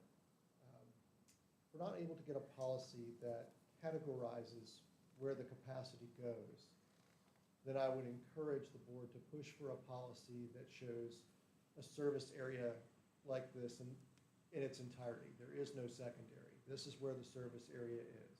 If you're in this service area, you can apply for service and get it. If you're outside of this service area, you're not getting service, because then it's not going to get built out with, there's just not that many residential parcels in there for homes. There's certainly the one to the south of Fishback. I don't necessarily think that that's fair to developers who have projects in the pipeline. But, you know, we are proposing a solution where everyone can win in that regard, while we still have some capacity left over for commercial development.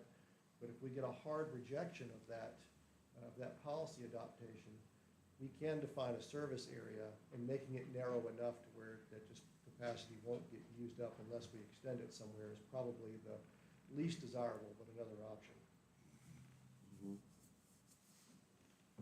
So bring it back 26 old business or whatever the second meeting. Right. is. What is it, 27? I would say the wrong day. 2 Your weeks. second meeting of the month. Yeah. We'll bring And I it have back one to more business. comment, If you Mr. have Chairman. comments before that, please send them our way. So we're tracking that. And again, Supervisor Snyder will reach out to Orange County as that one as well. Yeah, I've just got one more comment. And, you know, considering that RSA wants to sell these, I understand that, and that's a legitimate objective for them. You know, we have a legitimate objective to allocate those in such a way that maximize the benefit to our citizens. And with that in mind, we're talking about setting up a service district, trying to push more of this, our infrastructure towards commercial development. That means that we have to follow through on that. We just can't say, all right, we're going to set this up for commercial development, and then we're just going to sit there for 20 years. So, I mean, we have a responsibility to, I think, redouble our efforts to try to attract business into that corridor.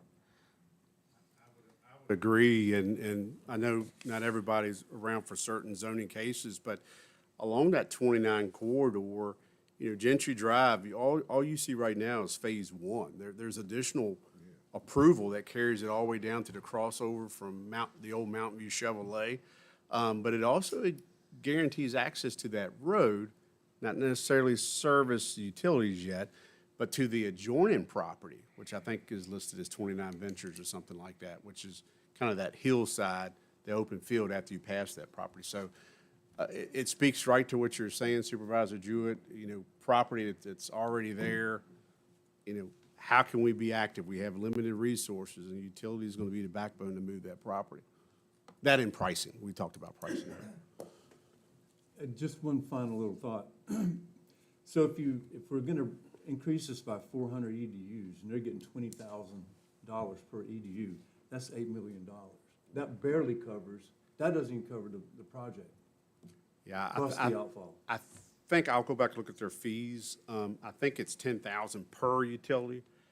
Well, then with the water, Yes, with the water and the sewer. Yes, sir. Now you're both getting 20,000.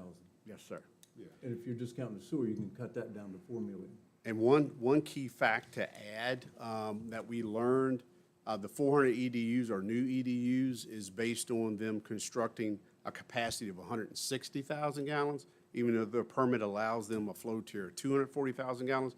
To do that upgrade, they said later on they would have to do that and whatever that costs. So there could be or would be more EDUs available once they build that additional capacity. So the 400 we're speaking of is just upgrading that facility from 80,000 gallons per day to 160,000 gallons per day. Respectfully to Mr. Weekly's point, I don't think we should count on that additional upgrade anytime soon. So just for informational purposes, so. Yep. Well, I talked to Mr. Clemens, and he informed me that he would probably be able to do that in the next 2 to 3 years after this next update. After he retires. Amazing. Okay, anything further? Thanks, Alan. Thank you. Give us something to think on. All right, under information and correspondence, local government day. Mr. Chairman. Oh, yes, sir. You got a microphone over there? Should we involve a representative of our industrial development authority in these discussions? Because one potential solution, it seems to me, is we come up with some funds for the IDA to purchase a percentage of each EDU. The significance of that is they may own 10% of each, or 50%, whatever that number is. That gives RSA a way to recover some of its upfront capital expenses, but more importantly, it gives the county control over them without having to pay full freight for the, what was it, $20 million. So the IDA would own. Exactly. Own it. And I think that, and I've been thinking about this just sitting here, so I've done zero research on it. But it seems to me that might be a work around this, you know. Now, the difficulty would be IDA is gonna have to get its money from somebody, and I'm guessing the 5 of you are gonna have to decide whether you're willing to fund IDA for the purpose of doing that. But since the real purpose we're talking about is preserving industrial development for Madison County, I think this is well within the ambit of what you would be allowed to do. Now, what I don't know the answer to is whether the Commonwealth of Virginia would permit it, but that's something to think about. To that point, if you choose to go that route, that would have to be an amendment to their policy. What they're telling us right now, they being RSA, it's based on approved development by the county. I think amendment to their policy could allow that. The other interesting thing that may occur, and this would be for anybody who holds EDUs, I think we hold 16 with Hoover Ridge, one of their policy updates may include to start charging a fee. So if you've sat on these EDUs for a while, you're going to start, getting billed for them, even though you haven't connected. So we'll see if that's going to come along, because we'll have to factor that into our budget. But it may be allowed through an amendment of policy. And RSA, this information is from 1995, which is the last time I had occasion to review it. The Lake of the Woods subdivision, there were lots of developers there who held EDUs. They were not allowed to build houses because there was a moratorium back then, but they still had to pay an annual maintenance fee for EDUs. And I only know that because I went to a couple of RSA meetings in the early to mid-90s, and a number of people complained, well, wait a minute, I'm paying for these things and I'm not allowed to build a house. But my point is the structure, at least historically, has existed for RSA to do exactly that.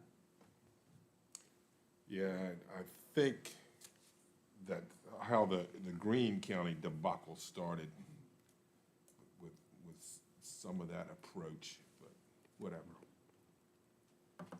I carry not to And comment. to that end, let's get in front of it. I mean, Yeah. if this is gonna be a source of conflict, let's resolve our differences before it's costing anybody any real money. All right. I'd like to have some discussion at some point in thinking that possibly we would allow, being we have X amount, you said 16, that we would turn those over to some kind of businesses that are willing to get started. Because I think there's been some discussion that RSA would allow us to do that, us or anybody else. We can certainly, if that's the board director, we can look at that. I think the only thing that I would recommend we do is to, when Hoover Ridge was purchased, my understanding, I wasn't sitting in this room at the time, was for any future build-out, whether it's a school or county facility. We can run numbers and see how many EDUs as a school or this type of government building needs, and that way you can make decisions on that based on what you may want to still hold versus selling back to RSA.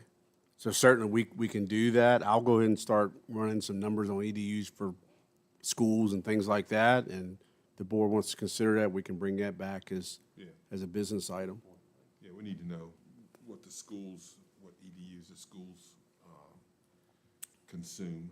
Yeah, so if you, not wanting to build a new school, but if you had to build something out there, you would know what you would need. I was just thinking about the process of if somebody wanted to do this between now and when the update was done, then we get them back after the update. Or anybody else, if there was another private vendor that had these extra EDUs that they wanted to give up. Yeah, you'd have to. I mean, would probably be up to RSA to. Right, you'd have to approach them That would be about discussion purchasing. with Yeah, them. it's their policy, they have a policy on that. All right. Okay, let's go to information correspondence. We got Local Government Day. Brian? Yes, sir. Scroll that up a little bit, Kim. I don't have it in front of me. The Local Government Day is coming up at the end of this month, I believe. Actually, first part of February 5th. In the past, we've sent a couple of us, a couple staff down, a couple board members. Just kind of want to bring it up to see what the interest is so that we can start looking at logistics to get folks down there and that type of thing as we move closer to that day. All right. So, okay, there's nothing, no kind of RSVP or any of that kind of stuff? We have to register for it. Oh, you do? Yeah. Okay. You know, identify when, right off? I would say the sooner the Yeah. better. Okay. Just make comments. And then that way, because we generally set up meeting times with our our representatives. So as much notice we have in advance, not only for VACO to register, but to let our representatives know that we'd like to have some FaceTime with them. Got it. So if you have whoever you like to. You and Jim? Definitely, because it's VACO's meeting that time. But I would encourage every supervisor, if they can go, to go, because it's just, one, you find out what's VACO's doing, you find out what's really going on at the state level politically. And yes, you do get to meet, we've met with Senator Reeves, Delegate Freitas in the past, now we have Delegate Hamilton. But it is critical that we go down there and they see us and we talk to them. It makes all the difference in the world when you have a problem and you contact them and say, hey, look, we need some help with this. It's far different when they've seen you and they talk to you and they get to know you. And they'll pursue that, as I think we've had some success here recently, versus just, well, I never hear from you, I don't know what you're doing. Those relationships are really critical. I really can't emphasize that. Mike, you ought to go if you can get a chance. Really. So that, you sent us an email, Kim, that has that link to register for that? Well, we'll be happy to register you. That's part of our service as staff. If you just let us know who would like to go, and we'll RSVP and confirm with each of you when that's completed. All right. Very good. Where is this supposed to be? It's in Richmond. So normally they'll meet either, I don't know if it's a Marriott hotel or something there, but then you walk from there over to the Capitol. Depending on those constituent hours, you may go to the Capitol to meet with your representative before local government day. There's a packet that you'll get, and there's a lot of bad bills in there. But some of those may not have been on your legislative platform because they just dropped. So you'll get to see some of those, but still hopefully make comment either for or against if they are detrimental to the county. But it's usually held at a hotel, in a ballroom. I think they feed you lunch or something like that. But then you have to walk over to the Capitol building. Just one thing to keep in mind, if more than two go, we may have to advertise for a meeting, depending on how that works out. Yeah. But don't let that deter you. No.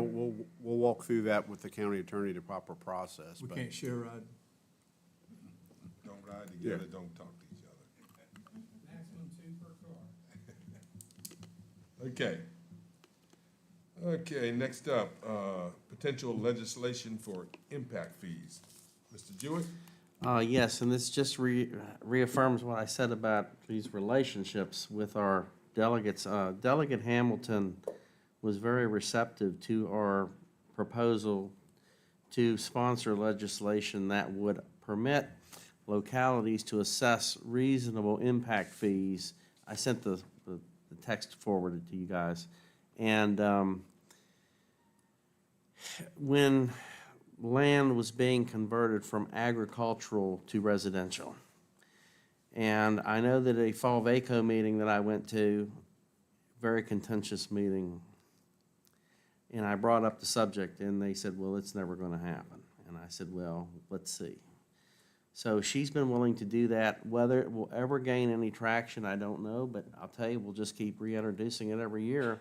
Somebody out there, I'm sure we can find some allies somewhere out there that would be willing to say, yeah, I'd like to sign on to this, because again, it goes back to some of the problems we talked about with the rezoning and development.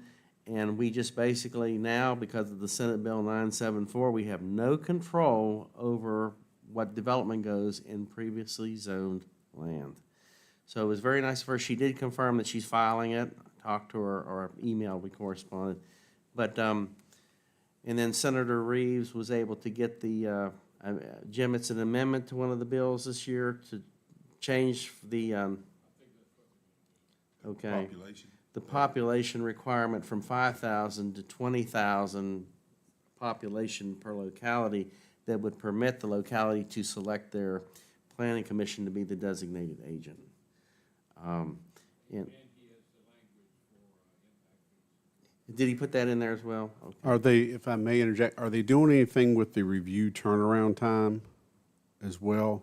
I think we put some recommendations in there, but I wasn't sure if they were, I have to go back and because look. that was Jim, part do of the you know? bad change. Okay. Okay. Van Valkenburg.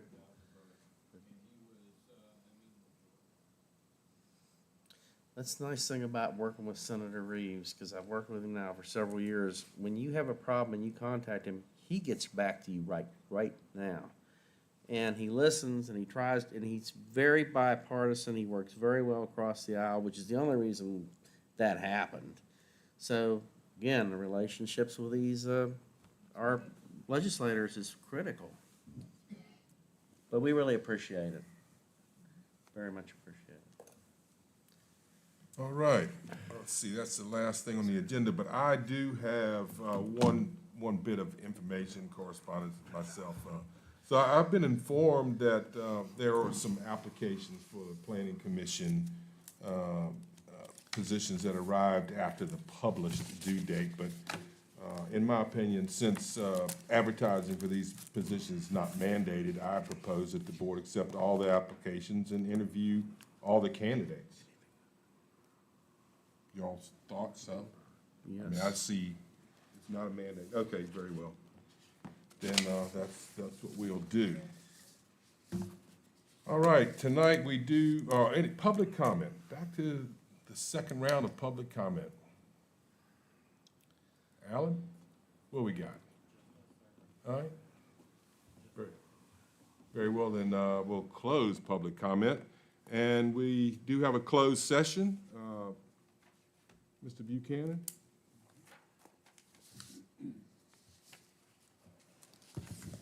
I move that the board convene in a closed session pursuant to Virginia Code Section 2.2-3711A1 for personnel. We have a motion. Do we have? Get a Second. Have a second. Have a motion and a second to go into closed session. Any further discussion?